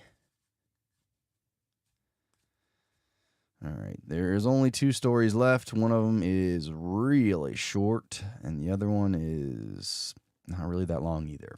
Wonder how long this episode's actually going to end up being. Because I'm hoping, I'm really want to be at least, I like to keep them at least 45 minutes to an hour, sometimes more. Strong man. He's a strong man, strong fan. Yeah, I know Eddie Hall, but I have no idea who the other guy is. Talking about thick boys. Those are some thick boys. All right, let's do this one. Head count. We get a call at the fire department for a house fire. Possible victims trapped inside. We arrive on scene and find a family in distress. One of the kids had been playing with matches unbeknownst to the rest of the family. He was flicking them alight in one of the back rooms of the house when the curtains caught fire, then the carpet and the walls and the furniture. Once the family figured out what happened and why, they started their own quick evacuation and got themselves some Once the family figured out what happened and why, they started their own quick evacuation and got themselves and some select belongings out of the structure. Some of the crew members are talking with the family while we get everything out, which is how we learned of one of the sisters was missing. Neither of the parents did a head count during the initial panic, and they both forgot the middle child was in the house somewhere. We paused the firefighting efforts and let a guy do a quick run through. He finds her in the hallway that connected to the most of the bedrooms. She probably saw or smelled the smoke, tried to escape, and was knocked in What? He finds her in the hallway that connected to most of the bedrooms. She probably saw or smelled the smoke, tried to escape, and was knocked unconscious from those same fumes. It was a good thing she was unconscious. When he laid her down on the cot, some of her exposed skin stuck to the shell of his bunker coat. The heat had blistered her skin just enough to stick on contact with other hot materials. Please, check the batteries in your smoke detectors.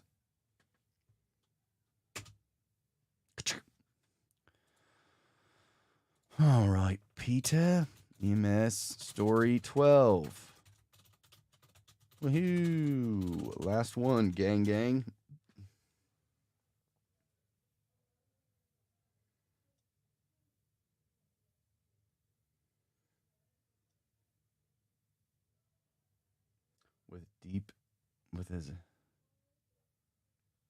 She's on Insta with a deep ass voice. And what? I think it was an X-shaped hallway. And then if you follow the right-hand side, it leads you out to the master backyard, where you then can open up the cellar door. And you go through that cellar, and then once you get into that cellar, you find another S-shaped hallway. And that hallway leads you to an even deeper bunker. And once you get down into that, you can actually make a right-hand turn or a left-hand turn. So I guess that would be a T-shaped hallway. And then you actually press a button and you get levitated into the air. And that's it.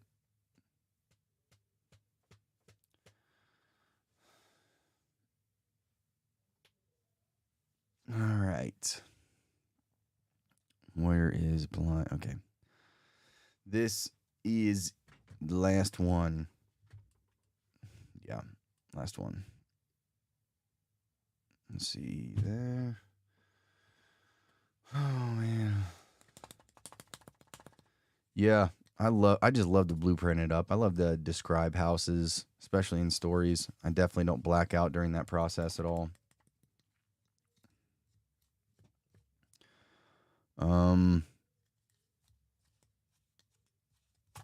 All right, one more story. What say you?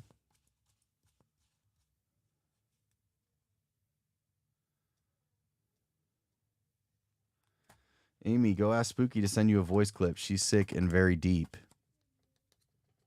She's deep. She's actually really deep right now. Like she's really into poetry, and everything that she says has a lot of meaning and depth to it. So send her a clip of her newest poetry reading. Yeah. Roses are yellow, violets are green.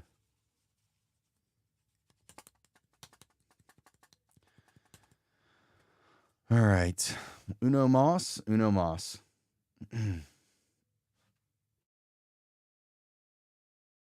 Ugh. Coughing. No one can sound like Corpse except for Corpse. He's like, yeah, I'm fucking Corpse husband, and I'm gonna tell you guys a story about it. It's just fucking emo girls, man. Yeah, I'm gonna sing a song, a trap song. Yeah, love, emo girls. Yeah, girl, yeah.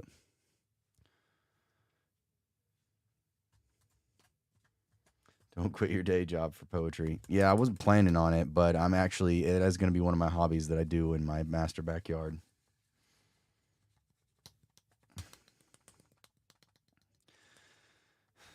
You know? All right. Where did it go? All right, last story. Let's do it. So I got to pee. All right, blindsided.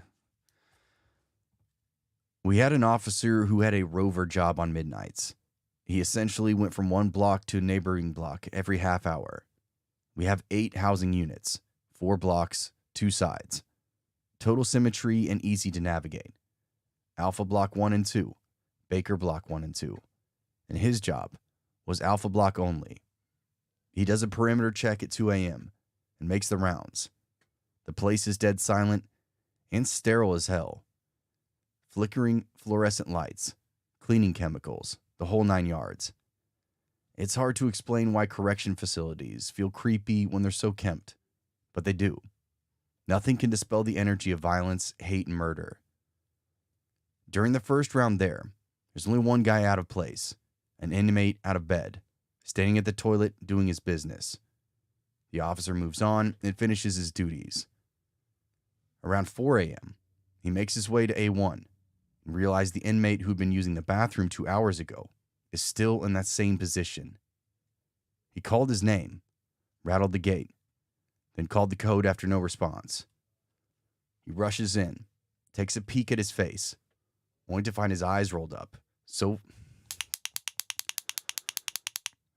He rushes in and takes a peek at his face, only to find his eyes rolled up so far, the eye holes are... good Lord. Hold on. His face.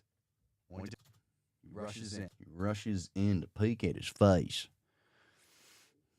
He rushes in and plays peekaboo with his face. No response. All right. He rushes in and takes a peek at his face, only to find his eyes rolled up so far, the eye holes are filled with muscle and flesh. The inmate had hung himself, using a pair of shoelaces tied to the air vent grate above the toilet. He was probably dead the first round, then discovered on the second. The officer was cleared of any dereliction of duty, thankfully.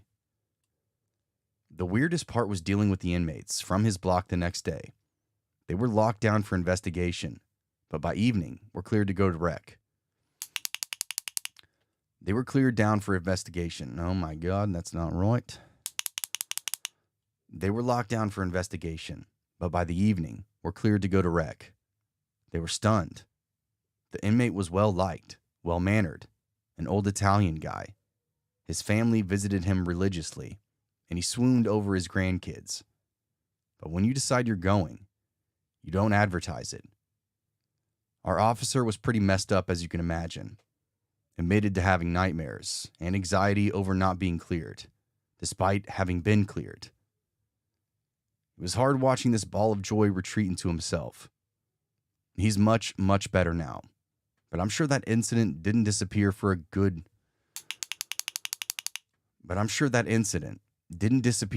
from his memory. Mine certainly hasn't. But that's another story for another time. Watch your six. Get home safe from your fellow sister officer. Ta-da. Oh, mamma mia. Phoenix has a great deep voice. Yeah, he fucking does. His voice is so fucking hot. Louder. Thanks for stopping by, Rocky. I appreciate you, bud.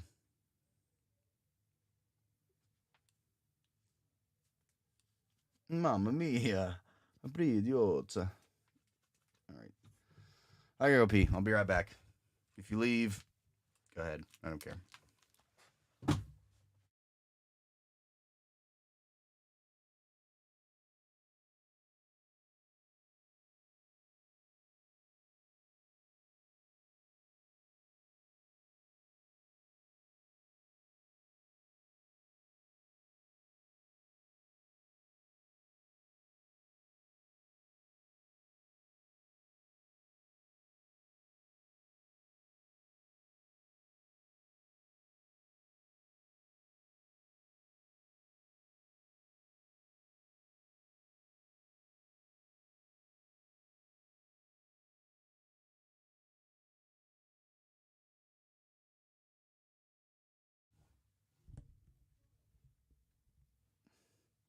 Big gulps, huh? Well, see you later.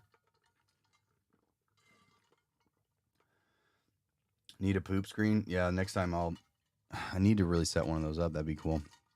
Like a please stand by with some elevator music.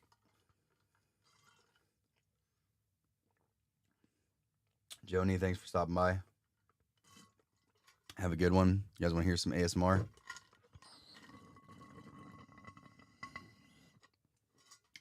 Yeah. Oh, yeah, don't you know? All right, well, that's it. That's all stories I got for tomorrow's episode. That should be. Let's count. Let's count together.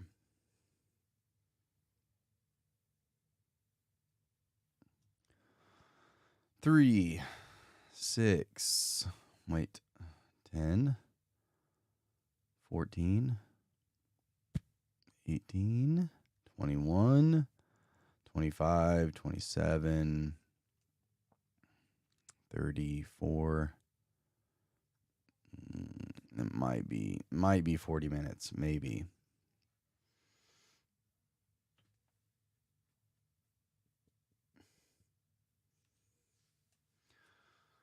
I guarantee it. How's she going there, eh? Well, don't you know? Okay, yeah, okay, sure, yeah, okay. I appreciate ya. Get yourself a donut. Have a seat. Enjoy yourself, yeah? Okay.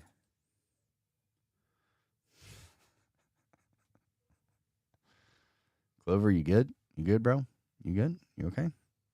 You okay there? It's okay. Just sit down. Get yourself a cold pop. Okay. All right. Well, I can try to find another story to read because I feel like I'm going to need some more. Hold on a second. I feel like that is going to be only about 40 minutes. And that's on the. I don't know. Maybe I need to start reading slower. You know? See if I have anything.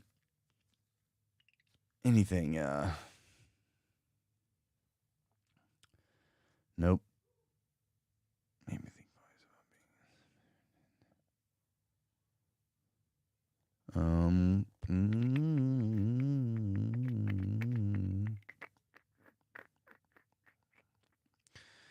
a bit creepy, it's a bit strange, in it? These from Reddit, big dog.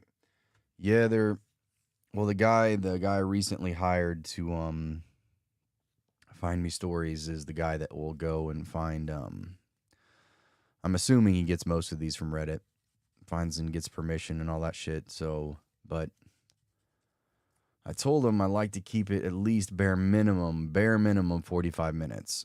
And so I don't know. Maybe I just need to stop being picky, especially since I'm going to be finally doing 2 episodes per week.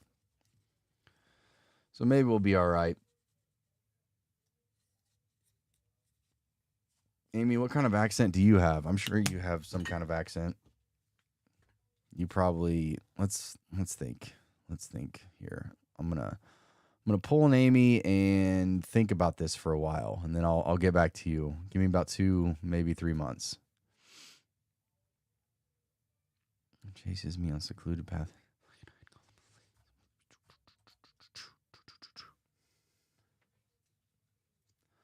Well, I don't think I have any more stories. The only thing I could really do is read a story from Chilling. If you want to hear one of those, I can do that, I guess. But, you know, it's going to be fiction. All these are fiction. Mr. Googs, Copper, Lost from Time, The Carnival, Frostbiters. Yeah, they're all fiction. So I can do that, or we can just go to bed, which I'd love to go to bed. It's late. It's 9:14. Old man Booze, you got to get up at 4:30 to go to the gymnasium. Gotta go get that pump up, bro. Go pump it up.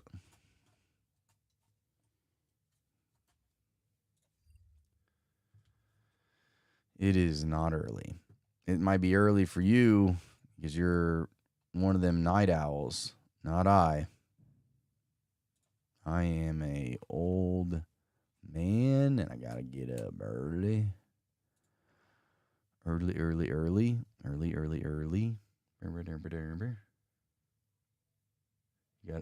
gotta earn your kern. That's so true, Amy.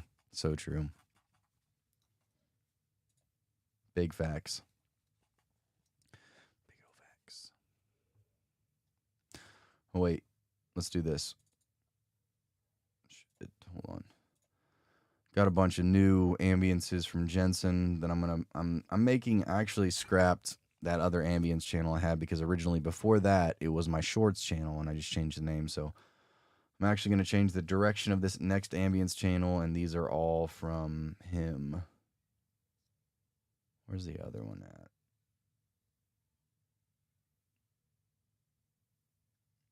Let's do this one. Tomorrow is legs. Leggy legs and glutes. Work them. Work it. Work them glutes. Yes. Yes, baby. Yes, queen. Like that new Mabosh show Sylvester Stallone is doing. Is that on Netflix? I think I might have seen it, but I haven't watched it.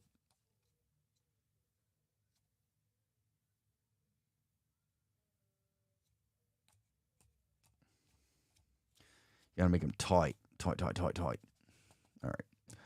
Okay, so what's the genuine consensus here? You want to listen to this freaking fiction? That's what I call it. Freaking fiction, bro. All right. And then I'll probably call it a night after this. Because if I'm getting up at 4:30, honestly, should be going to bed right now. But here we are. All right.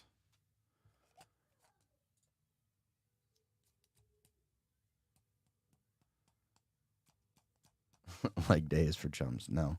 I'm not going to be one of those guys that has those disproportionate size where his torso is way bigger than he has like toothpicks for legs and then has a ridiculous torso. Because those guys look ridiculous.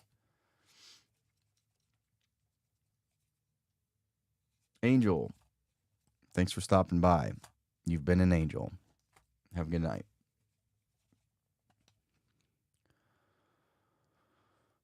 No one talk to me because I think I'm in the rear. Okay.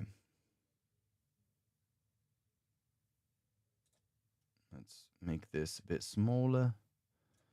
Smaller.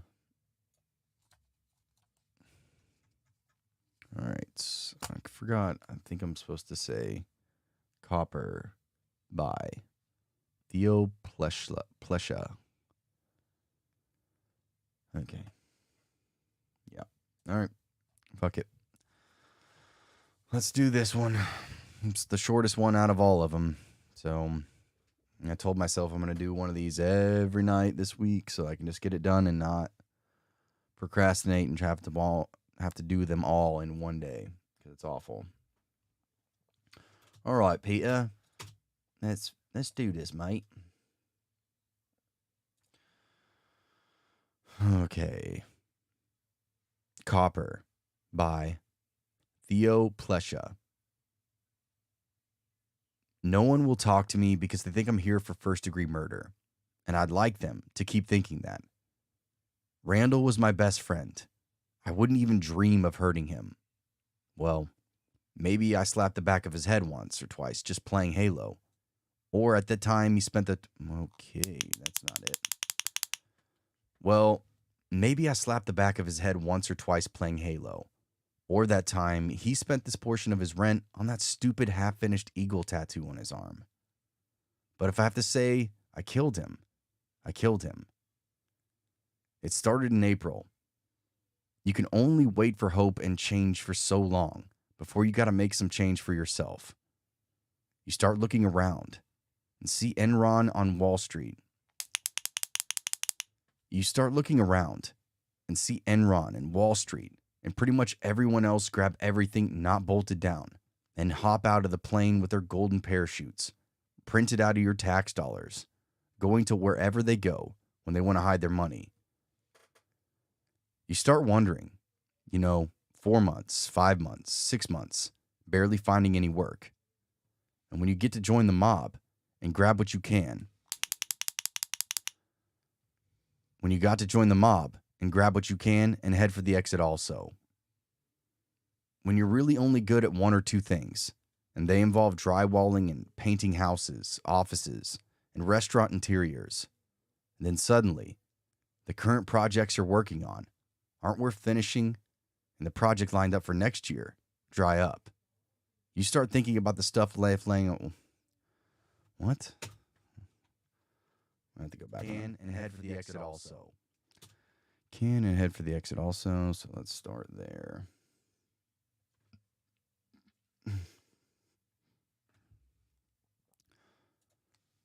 When you're really only good at one or two things, and they involve drywalling and painting new houses, offices, and restaurant interiors, and then suddenly, the current projects you're working on aren't worth finishing, and the projects lined up for next year dry up.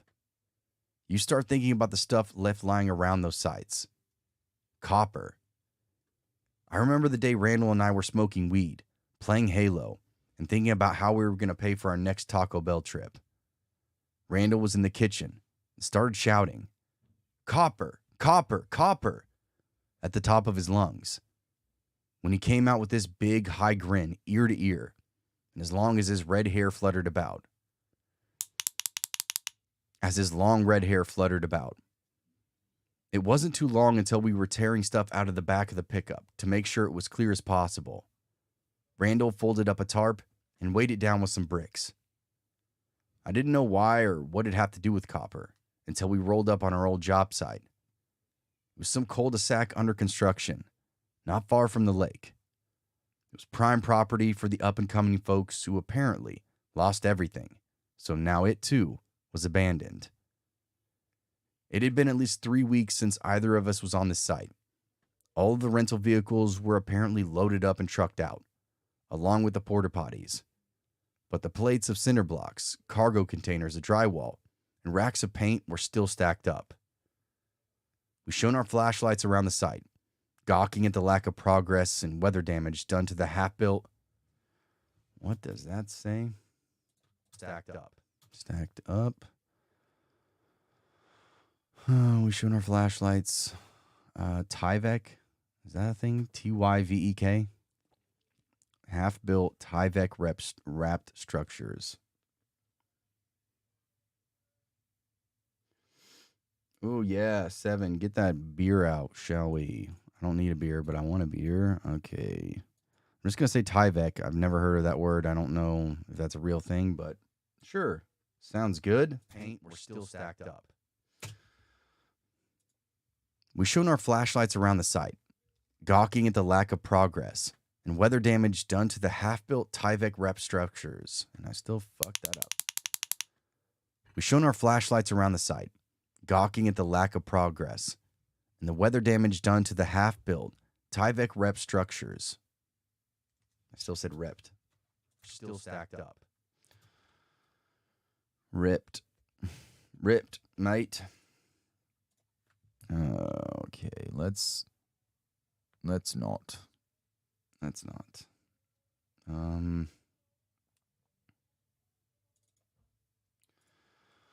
right. Fuck it. Okay.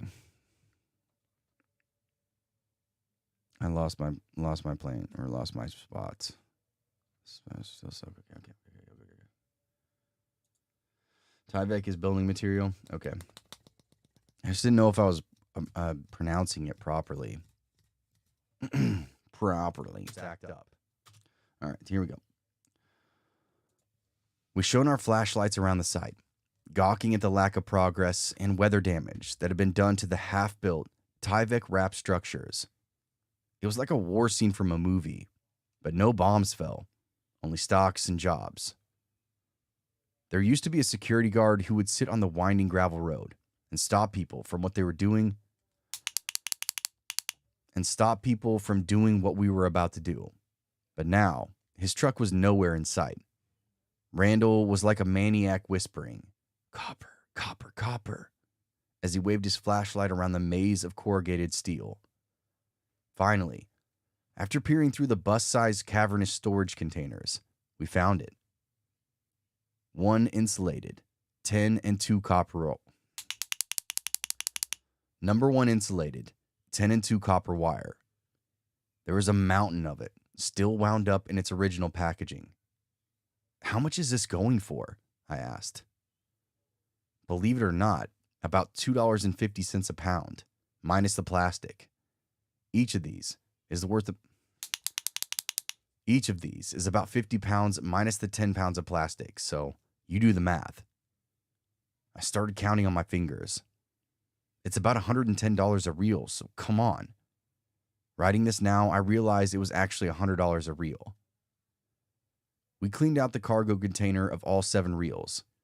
It was hard work because Randall and I were pretty lean dudes, and lifting anything but a couple of cans of paint at once was out of our wheelhouse. Randall, despite being bad at math, was good at stealing. He covered the coils of copper with tarp and used bricks to hold it down as we drove. Despite this, I was on pins and needles and probably a little weed paranoid as we drove home.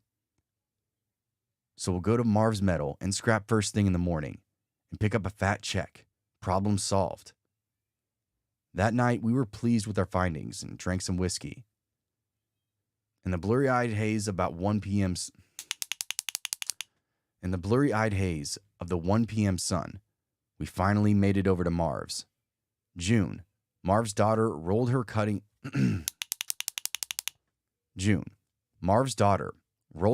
blue eyes as we pulled into the salvage bay. She was short with a bob-cut dark hair. Her face and overalls were covered in grease stains, cuts, and burns. Her gloves made her hands look almost as big as her face. Hold on, I need a drink of water. Throat is dry.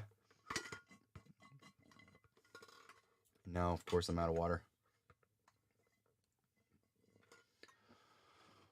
Of course.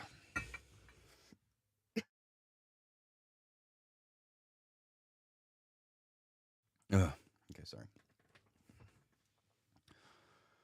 Let me make sure. Almost as big as her face. Almost as big as her face. Randall had a thing for June since high school and had been exchanging ham-fisted innuendos involving heating up and pounding down metal. She eventually had enough of his shit, tossed her clipboard at his head, and then yelled to her father. Marv kicked the door open to his office and trotted out to see us. He was also in coveralls with patches. With patches of curly salt and pepper hair popping out from his Detroit Lions cap. Marv looked at us, looked at the coiled wire, and then back at us again. It felt like it was the first time buying beer with a fake ID all over again. "All right, boys," he said, biting a wad of chewing tobacco. "No bullshit. Where'd you find this?" I started with a stutter, and then he fired a wad of thick brown spit next to my foot with precision aim. "Skip that story and tell me the real one." "What does it matter?" Randall's face tended to get red after he drank. Well, he drank, and when he got irate in his face was turning nearly the same shade as his hair. Randall's face tended to get red after he drank, and while he drank, and when he got irate, his face was turning nearly the same shade as his hair. You strip it down, you melt it, and it's gone. It doesn't matter where we got it. Now, how about $2.50 a pound? Now, how about $2.50 a pound? $2.50 a pound, that's rich. Look here, boys, that ain't how it works. You bring me some product marked with a 5-finger discount. You're going to sell it at a discount, seeing the fact that your profits are still 100%. I doubt either of you is going to complain or provide a receipt. Didn't think so. June, would you mark these fine, upstanding gentlemen down for $2.50? Didn't think so. June, would you mark these fine, upstanding gentlemen down for 250 pounds of grade B copper scrap? That's $1.60 a pound. Then we made it out well today. We all did. This is robbery. Randall got even more heated. Hello, the kettle meet Big Daddy, the pot. Based on how Randall looked at me, I don't think he understood the reference or the expression. Now get out of here, unless you have something else to trade. We kicked the load of wire out of the tailgate, and Randall peeled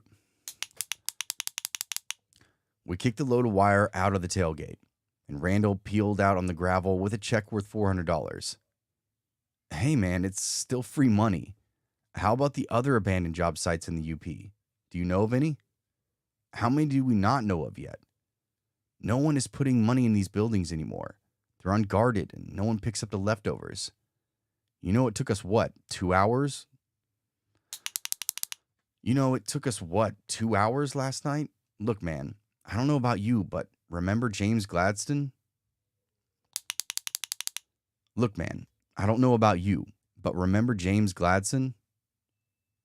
That nerd that went to Marquette for biochemistry or whatever? Yeah, that nerd with the college degree. I don't think he's making $200 an hour, but we are, I said. These are good points, Rob. I was wondering when you were going to be contributing your brains to this. Remember the job we pulled at the call center, just off of H58? That was like September. I think Jamie Miller applied to work there. Did she get the job? She did, but then they never actually called her in. They almost finished it. The key word being almost. It's got tons of wire in it. It's practically a copper mine. Let's cash this check and get something to eat and figure this out. When 10 rolled around, we hopped in the pickup again and thundered off to the Lakeside call center. Halfway down the winding paved parking lot, we killed the headlights. The full moon was bright enough to illuminate the unfinished strip mall-like building and the shiny black driveway. Exposed insulation and plywood boards over the doors and windows gave way its abandoned status. Randall came out swinging a sledgehammer center mass on that plywood door. It splintered and gave us access to the white and blue painted interior.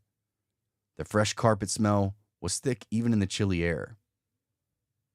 You were working here? What's the main call pit? Randall asked, as he peeked around the several rooms extending out from the lobby. Where are the wires? I swung him through a couple of rooms, some of which were complete and some were still stud frame walls, until we got to the pit room. There was still no furniture or computers set up, but there were junction boxes. There was still no furniture or computers set up, but there were junction boxes scattered everywhere. Oh my God. There were. Okay, gonna do that. I swung him until we got to the pit room. There were still no furniture. Shift. You work night shift or something, man? Aaron? Oh, yeah. Oh, yeah. Oh, yeah, there, don't you know?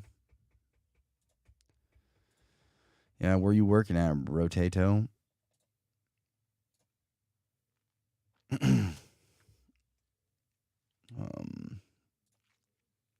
Let's see. The pit room. The pit room? Okay, there's still no furniture. All right, what time is it? Oh, yeah. 9:30. Clerk. Clerk at work. To the pit room. Nothing wrong with that.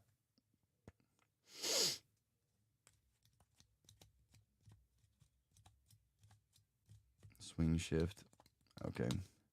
Yeah, I used to be on one of those too. That was a long time ago, but until we got to the pit room. Okay.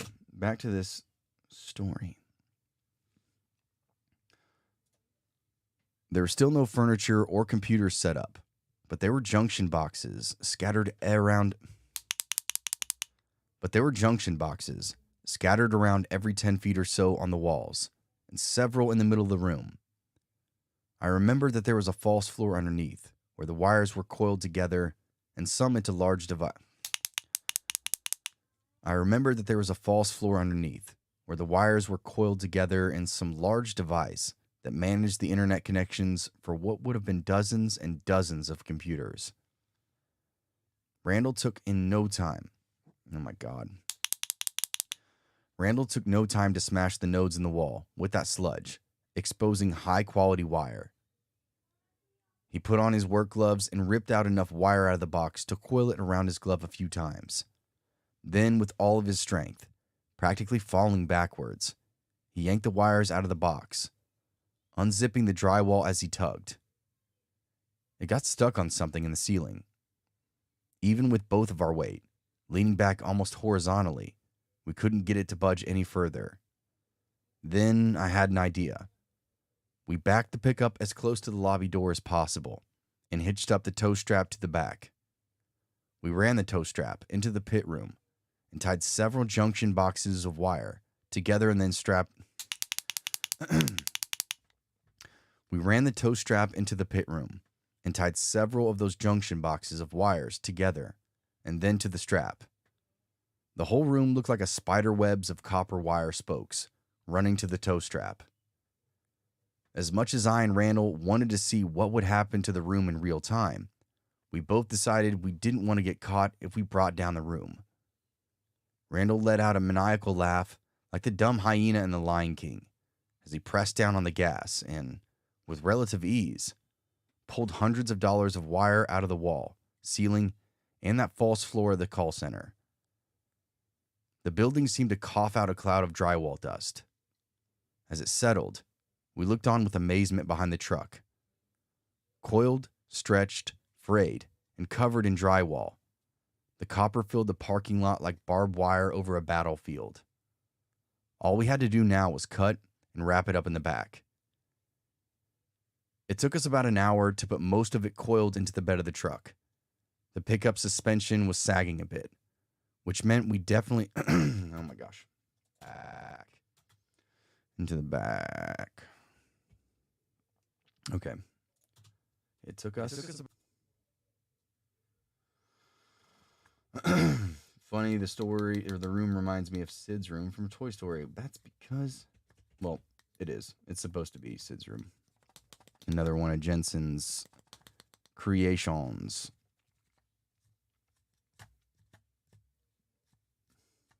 Amy, did you ask her? Amy, did you ask her? Amy, we all want to know. Come on, Amy. You don't have to think about the answer. Just say it. You know? You don't have to think about it. Wrap it up in the back. Wrap it up in the back. Okay. It took us about an hour to put most of it coiled into the truck bed. The pickup suspension was sagging a bit, which meant we definitely had more in total than the previous night's score. Plus, despite the damage we did to it, it was the highest possible quality and thus quantity of copper wire available. Randall went to inspect the damage to the pit room and assess whether it was worthless to pull more wire out of the lobby. Randall went to inspect the damage to the pit room and assess whether it was worthless to pull. Worthless. Oh my God. Okay, hold on. Randall went.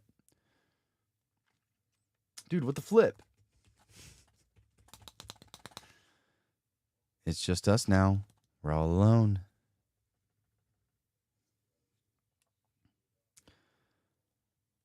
Okay.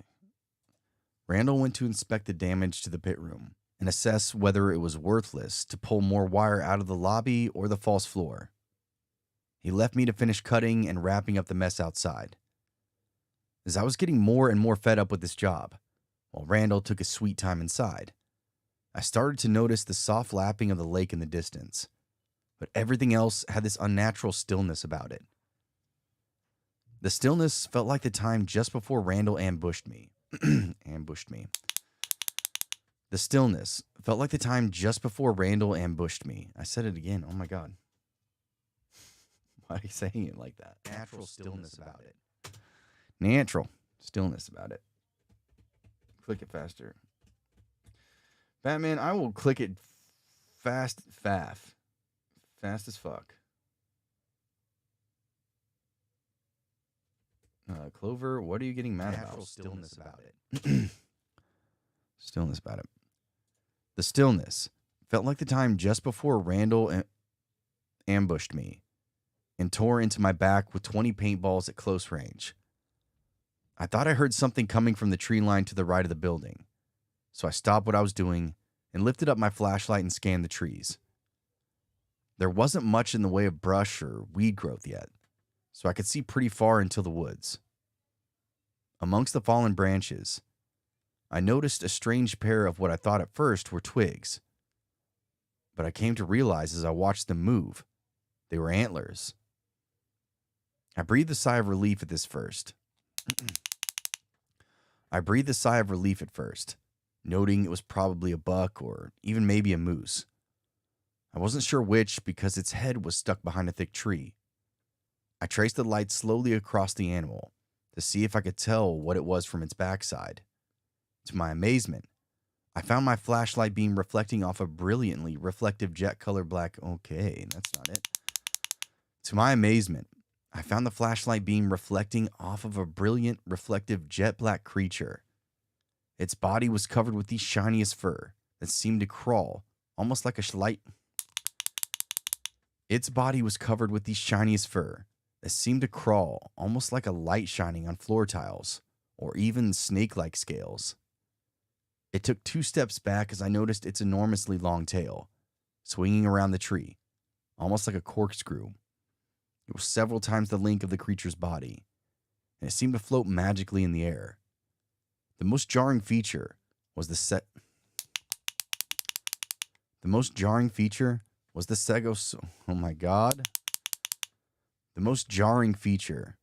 Stegosaurus-like plates or spikes running down its back. I held my breath as the creature's rear moved from behind the tree, and I moved my flashlight with it. I could see the face and head of the monster. 2 white fangs protruded from its wild cat-like face. Its cat-like ears moved forward as it did its array of woody antlers.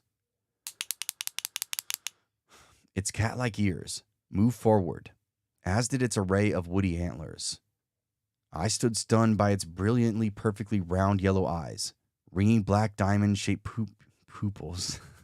I almost said pooples. Yeah. Good times.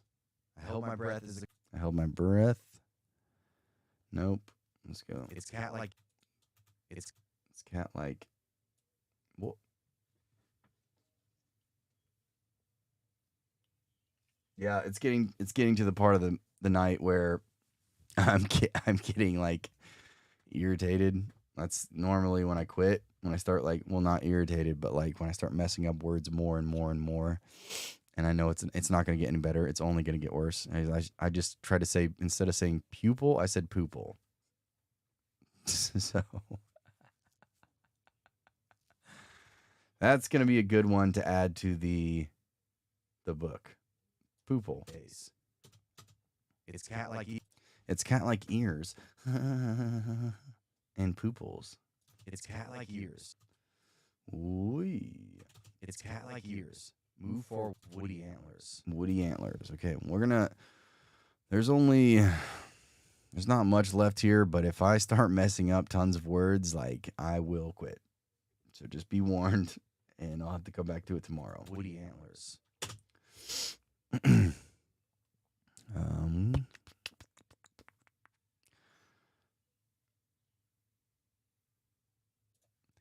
I stood stunned by its brilliantly perfect, round yellow eyes, ringing black diamond-shaped pupils, which widened as it seemed to stare me down from over 100 feet away. The flashlight began to shake in my hands as I watched this powerful monster leap onto the tree like how a cat leaps onto a scratching post. Its body, legs, and enormous webbed paws stretched 10 feet up on the trunk. It had bright white claws and sharp, like eagle talons, stuck into the tree with ease. I should probably say that again. It had bright white claws and sharp eagle-like talons stuck into the tree with ease. Its serpentine-like... Is it serpentine or serpentine? I think it's serpentine. Serpentine. Stuck into the tree with ease.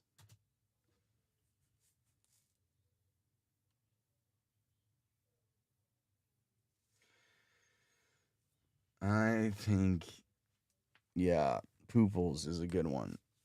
Oh, I'm telling you what, the only reason I do fiction is for chilling.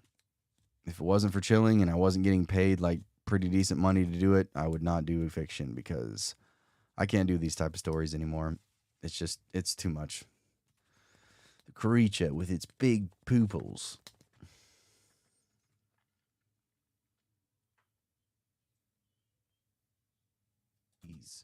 With ease. Okay, so where the fuck was that at? It's serpentine. I'm going to say serpentine.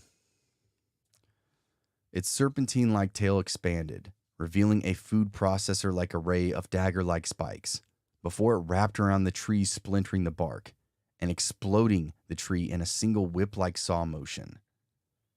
I was expecting a lion or a tiger-like roar when it opened up its mouth, but instead, all I could hear was what sounded like a mixture of thunder with a waterfall-like drone, before it faded from sight, like the Cheshire Cat himself. I screamed as loud as I could and bolted for the truck. Randall heard me and came out running. He instinctively sealed the tailgate, tossed the tarp over the wire, and chucked the 2 bricks on top. "Cops? Where?" he said, jumping into the truck. I didn't reply. I just gunned the truck back up the moonlit parking lot. Randall with his head on a swivel, peering around for cops that weren't there. "Where are they, dude?" he asked me after he hit his head on the roof after I jumped across a concrete wheel stop to take a more direct path off the property. I kept my body stiffer than a... What? I kept my body stiffer than a board, and I ate a lot of the bump in my stomach as I struggled to keep the truck straight on that muddy ground between those asphalt I kept my body stiffer than a board, and I ate a lot of the bump in my stomach as I struggled to keep the truck straight on that muddy ground between the asphalt segments. I didn't say cops. I said, "Ah." "Well, wait. There's still some wires left. What the hell? What did you see?" "I saw something big with antlers." "Was it a Wendigo?" Randall's head turning became more frantic as he pulled a .45 handgun out from under the seat and pointed it out the window. It wasn't a Wendigo. Skinwalker? Damn it, it wasn't either of those things. It looked big. A cat with antlers, a huge tail with stegosaurus plates. Randall started to crack up as I sped onto the open road. He kept laughing harder and harder, and eventually decocked the pistol and returned to a spot underneath.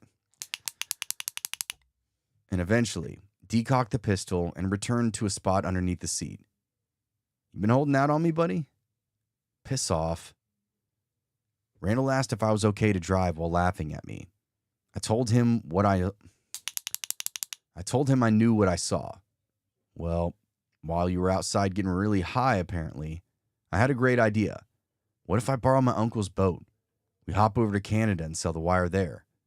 Everything costs more in Canada. We'll make even more. We both knew going across the lake into Canada was pretty easy, so getting back... We both knew getting across the lake into Canada was pretty easy, and so was getting back. You could evade a lot of the Mounties and cops by... Okay, I have no idea how to even say this. Hold the phone. Both knew going across. We both knew getting across the. You could evade. Here you go. Clover. What the hell is this?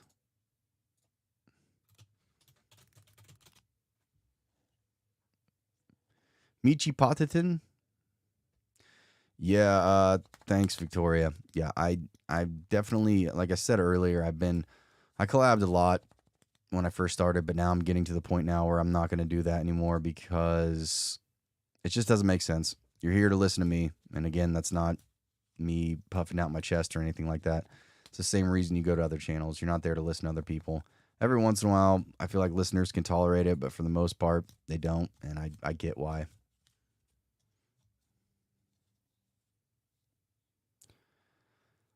Your pops. Amy, I'm going to hit you with a giant FO. How about that?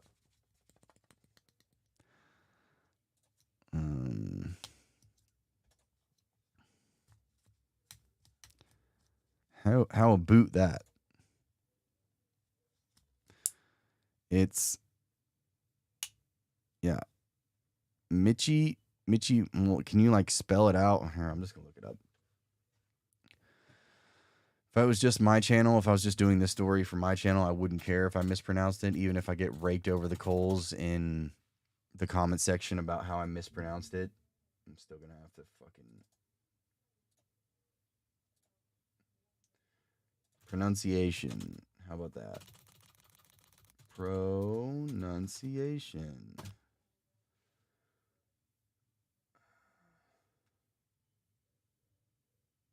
It's not giving me any.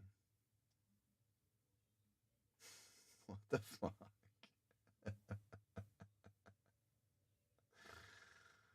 Okay, pronunciation. Hold on. Mishipacoten. Mishipacoten. Mishipacoten. Mishipacoten. Mishipacoten. Oh, I like that one. Saskatchewan, eh? I like this one. Mishipacoten. Mishipacoten. Mishipacoten? Mishipacoten, is that right? Sure, sounds good. Mishipacoten. And there's a fucking train coming, so hold on. Getting back. You could evade a lot of the Mounties. Yeah, you're up freaking late, Chad. I got to get up early too, so hang on, let me check how many pages are left, because okay, I guess I can finish this one. There's not too much left. Mishipacoten. Okay, getting back. Okay. You could evade a lot of the Mounties and cops by maneuvering close to Mishipacoten Island. Of course, we really didn't have a plan to move the hundreds of pounds of wire from boat to metal scavenger in Canada until we got in touch with the metal trader up there, who said we could meet them up on the lake at night and make the transfer and payment there. We borrowed Randall's Uncle Jack's boat, a 30-foot power boat called the Thunderbird. Its hull and interior were Its hull and interior were discolored with a urine yellow, and the motor ran terribly. I wondered if we'd make it the 50 or so mile voyage to meet up near that island, especially since we're able to go very fast, weighted down with all the wire. About halfway there, we made radio contact with the buyer. He said he had the money and all $1,000. He said he had the money, all $1,000. We killed the lights as we skirted the water boundary and slipped into the Canadian waters like it was nothing. Our meetup point was a small island just south of the center of Michipicoten.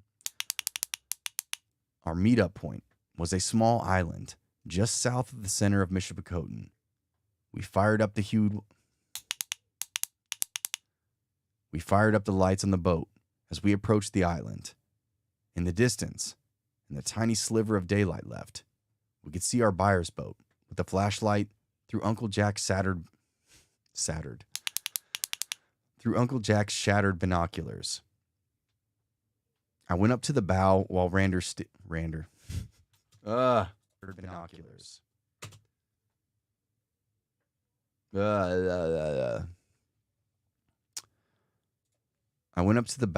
Randall stealed. Oh, so I'm telling you, it's getting to that point of night where I'm fucking up every other word. There's only two pages left. Good Lord.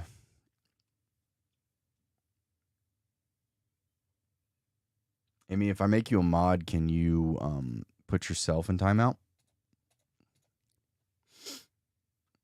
Shattered binoculars. Shattered. Where was I?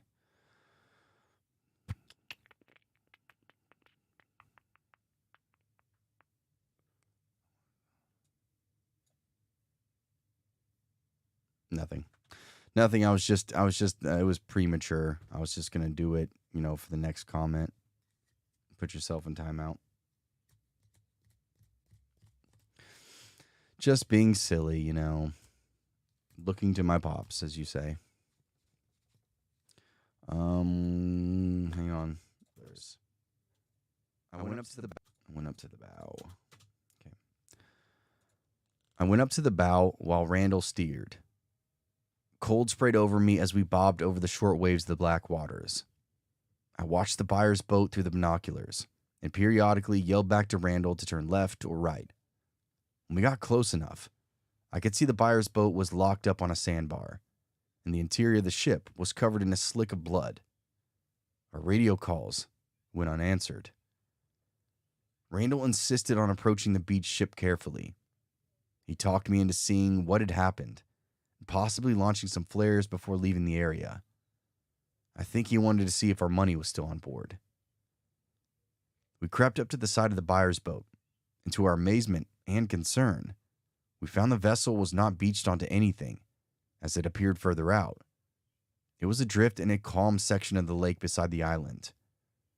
We circled the boat, shining all of our lights on it in the small interior. We could not find any sign of the occupant, only blood. Randall and I argued whether or not to board the boat and check below deck for the buyer and our cash. He grabbed his handgun and the biggest flashlight and steadied himself on the edge of our boat as I told him it was a bad idea. That's when our boat was hit from the lakeside. It tossed us into the buyer's boat and sent Randall and I hurtling into the deck. Our ship seemed to lift out of the water, like we were beached on something too now. I heard metal scrap and buckle as we were suddenly dropped back into the lake. The motor died, and one by one, the deck lights dimmed out. Randall's flashlight went flying onto the other ship and pointed toward the island. I still had mine in hand. Randall flopped on the deck like a fish after his handgun, while I scanned the lake side of the boat with the light. And in the black-on-black water, I saw something long and thin float for a second before resubmerging. for a second before submerging. With the rattle of the motor gone, I could hear something churning under the water. Randall tried to get the motor to turn over. Two loud thuds attracted my attention to the other boat as I saw it again. Two massive web paws, coated in the silkiest fur or the shiniest scales, dug into the side of the boat, and a massive antlered head of a large black panther rose up as it levitated by unnatural forces. I could see its fur or scales shining like a Christmas ornament. Its black diamond eyes expanded to become entirely black as its antlers shifted about. Its tongue was forked and shone like broken glass. It roared with the water. It roared with the sound of a winter squall, a tornado, and the rush of a fire hydrant all at once. It leaped across both boats, with its tail swirling in the air like a waterspout.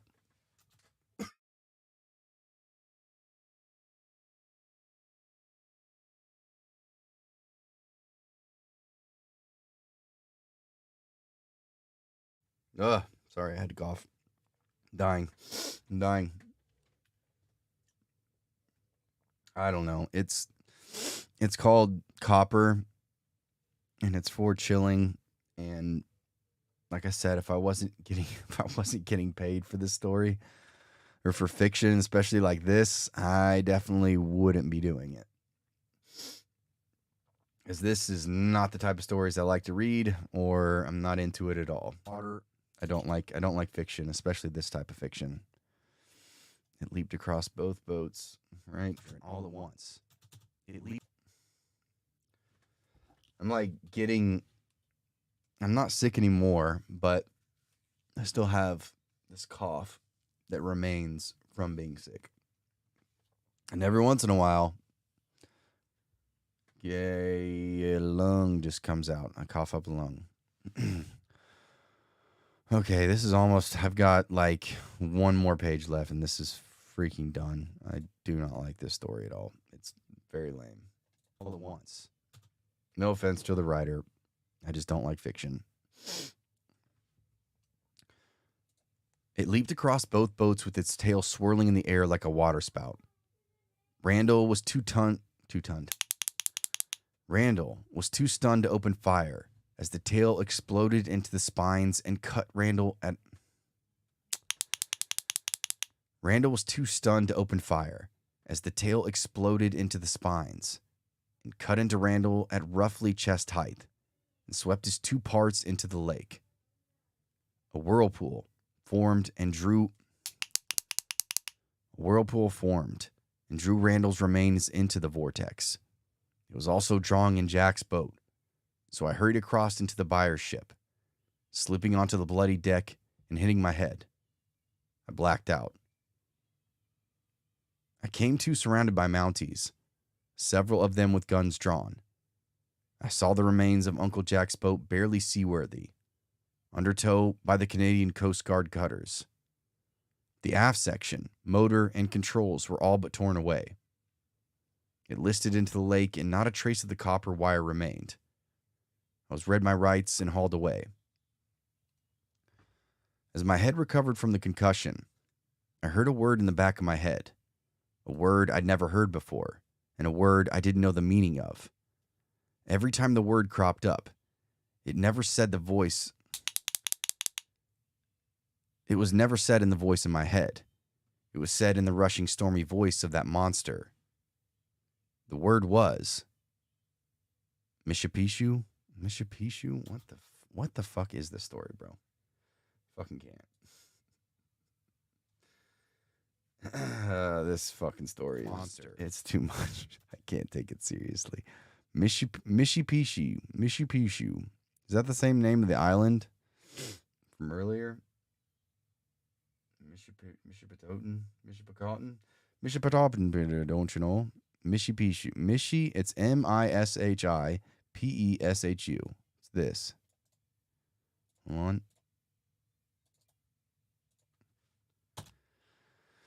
Mishipishu.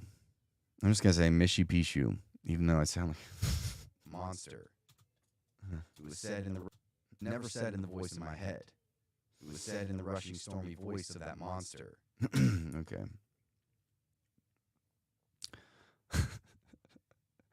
This is so stupid. The word was Mishipishu. When I was interrogated, I could only say that word in response to every question. And for the first few days, it was the only word I could write, no matter how much I tried to write something else. When I was being extradited back to America, one of the Mountie or Coast Guard or whatever, one of the Mounties or Coast Guard or whatever they were, told me what the word meant. It was a Native American legend about an underwater wildcat with antlers of a great buck. It was a Native American legend about an underwater wildcat with antlers of a great buck and the tail of a snake. It guarded the lake, preserved the copper of the region, and fought the great thunderbirds, a sort of yin to the cat's yang. By this time, I could talk, and I asked what a thunderbird looked like. I was shown some totem poles with the eagle head and wings. It didn't occur to me until now writing this why Randall was the target. He had that crummy half-ass eagle tattoo on his arm. Then, of course, there's the obvious fact that they were moving the cat's prize. Then, of course, there's the obvious fact that we were moving the cat's prize, the copper. I was charged with a number of crimes, and I was suspected of the murder of the buyer, even though they couldn't determine, nor have I told them or the American cops what I was doing there, or with whom. I got the sense they didn't even know about Randall or the copper since no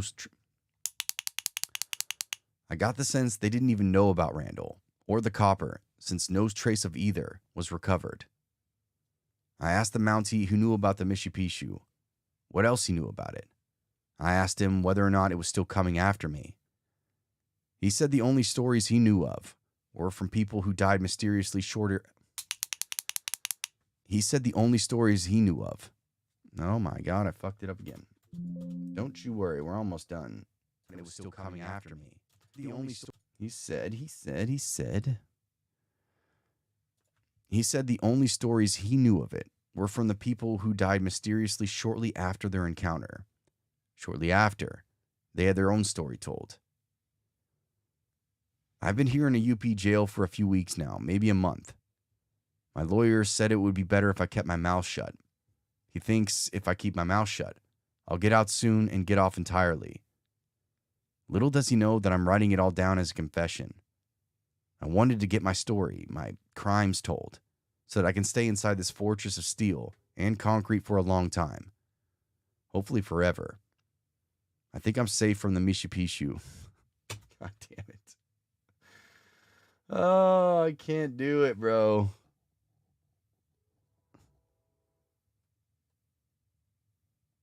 The weird effects that you're talking about for the 100 millionth time is what I use to make my stories or my editing process easier. So when you're hearing this, you're not going to hear it in my actual episodes. It's just to speed up my editing process like 50% more. So instead of spending 15 minutes or 20 minutes on a 15-minute story, I can spend 5.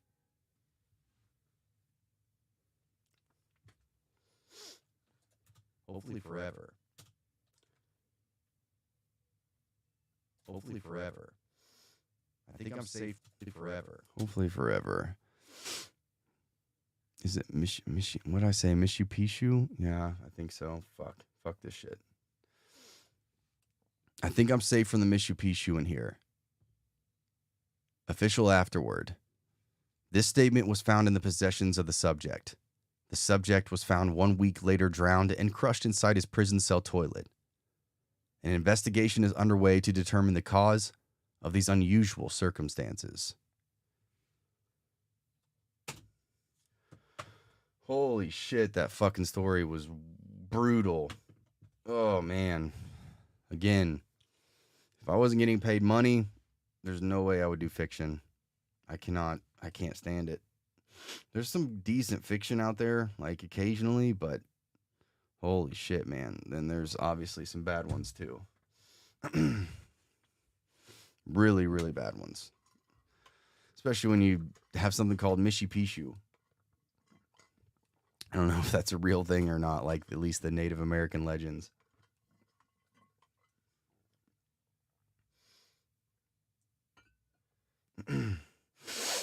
I mean, I've only been doing it for what, like 4 months now, and there's been some pretty decent stories that I've read on there.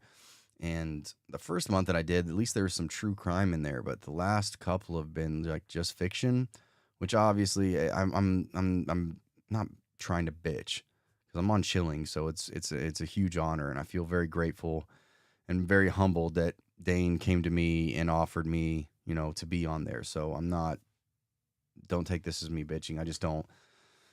I'm not into fiction, man. I'm not, at least not in this way, shape, or form. It's awful.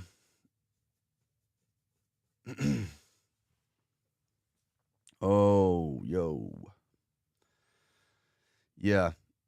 So what's all this then, mate? What's up, Blake? How you doing, bro?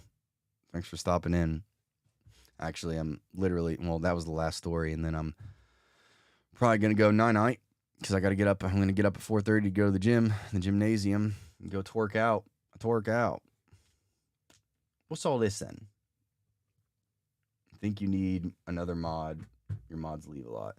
Yeah, they do, don't they? Jeez. I'm sick of Derek like having a life outside of this. I need him to be here when I need him at all hours. I call, you answer. I text, you mod, I story, you dare.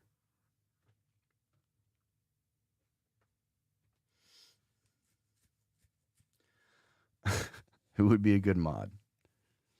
How you doing, Blake, bro? It's been a minute. We need to go get need to stop talking about going and getting lunch and actually going and getting lunch. That's mostly on me because I always make a lot of plans and then don't do it. Don't do it. But who would be a good mod, Amy? Let's hear it. I'm thrilled and excited at the prospect of this. You get paid in feet pics.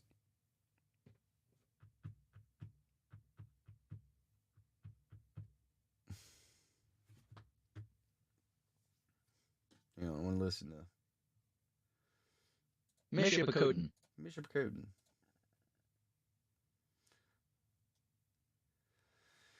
Yeah, my kids, I've pretty much been watching my 3-month-old full time.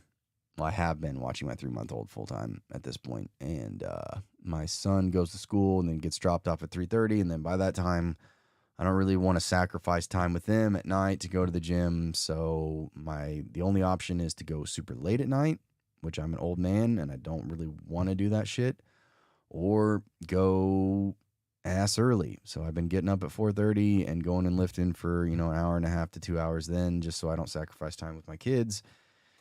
And it is rough. But hold on, anything? Yeah, you know what, Amy? Take all the time you need. All the time you need. You know what? I'm just going to give you that buffer space and you just enjoy that. You sit, ponder, whatever you got to do, whatever process you like to go through.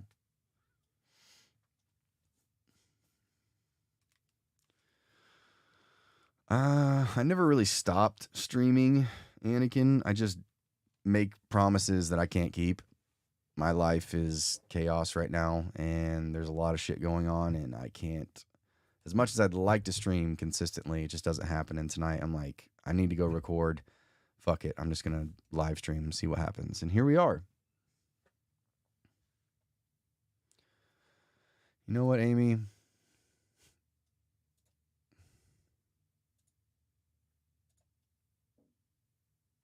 Can review and move chat messages or hide. There you go.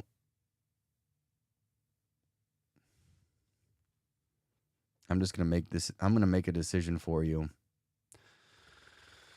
It's all good, bro. I appreciate it. It's just, it's life. Everybody's got baggage. Everybody's got their own life. Everybody's got their own shit they're dealing with. And so, here I am, dealing with mine. So I'm eventually, like I was talking about earlier, I'm hoping to finally get like a legit studio that I can actually go to and have quiet and focus and all that. So fingers crossed that happens in the near future.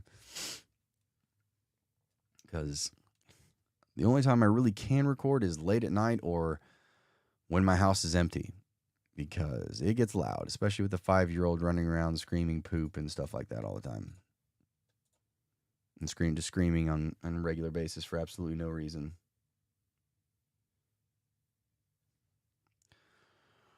All right, well, that's it. I'm not going to read any more stories because if I did, it would be awful and I would be messing up every other word.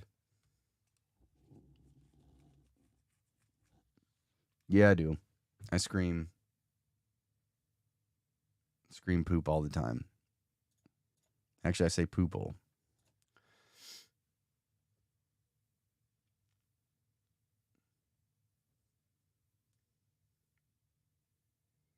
If you were closer there, DW, I definitely would.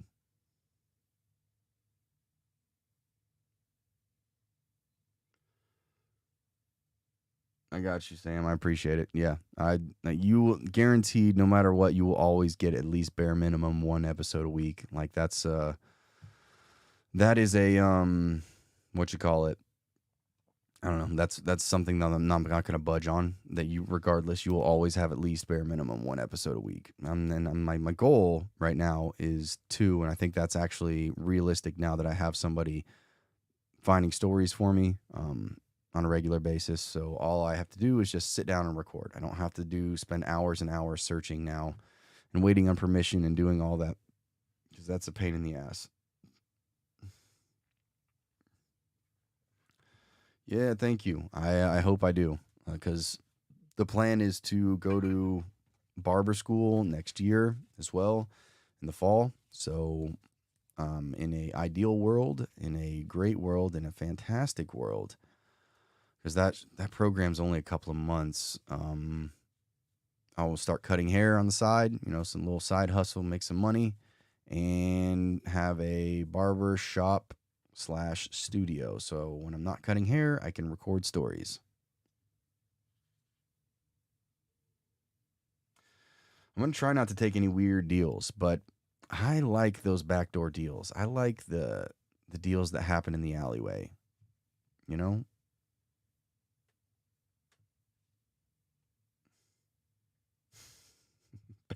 Batman. Pika Pika.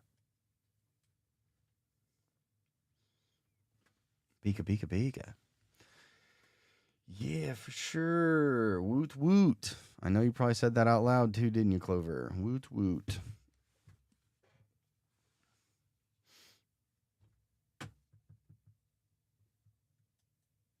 Yeah, they're always super chill, super nice. I mean, I try to ignore the guns and the knives, but, outside of that, it's always pretty chill. All right, and let me save these so I don't lose them. And save as. All right. Yeah. Save.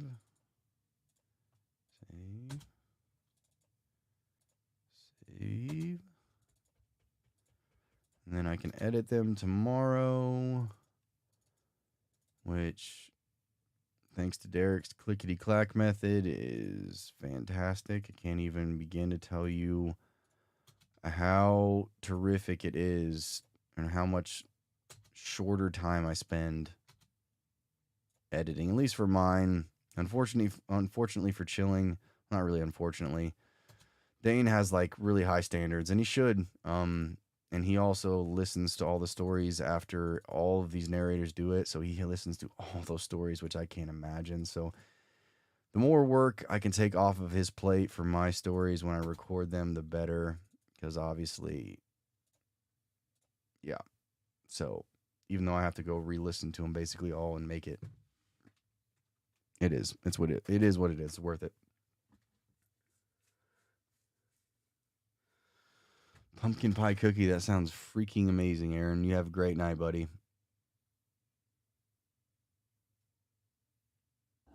Yeah, I appreciate it, Sam. Thank you. Sometimes you get jumped, but that is also light.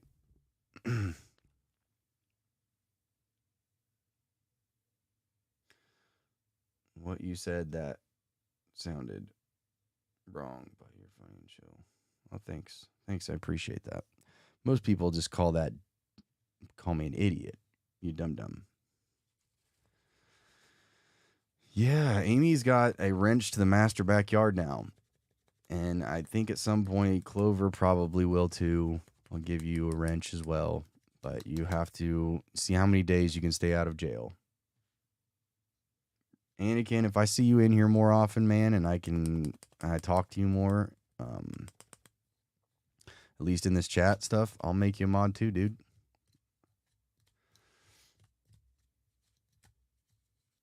Mod it up.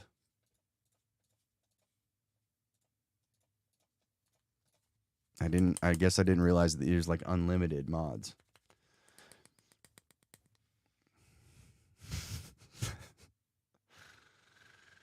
Yo, Blake, same for you, dude. I know you because I know you in the IRL.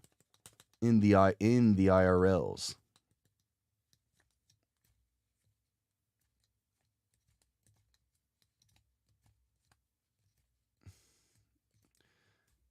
Is it Mammy? Mammy Kitten? I don't want to mispronounce your word like I did whatever earlier. Well, and again, I appreciate that too. Thank you very much. Batman, dude, can you just give me some emojis in the chat, please? I haven't seen very many of those from you lately. All right, what time is it? 10:19. All right, yeah, I'm going to bed.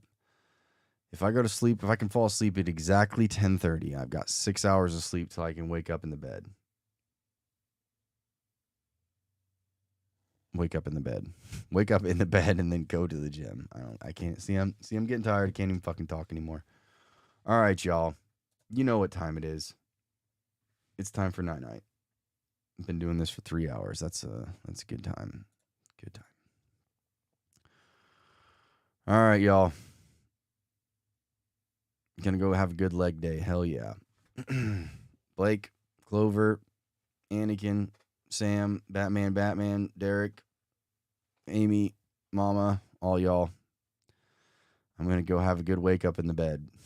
See, it's getting late, man. I can't even talk. Tanya's meditation music. Good night to you as well. I'm going to go dream about the Mishu Pishu. However you fucking pronounce that shit. All right, y'all. For real. TTYL. Bye.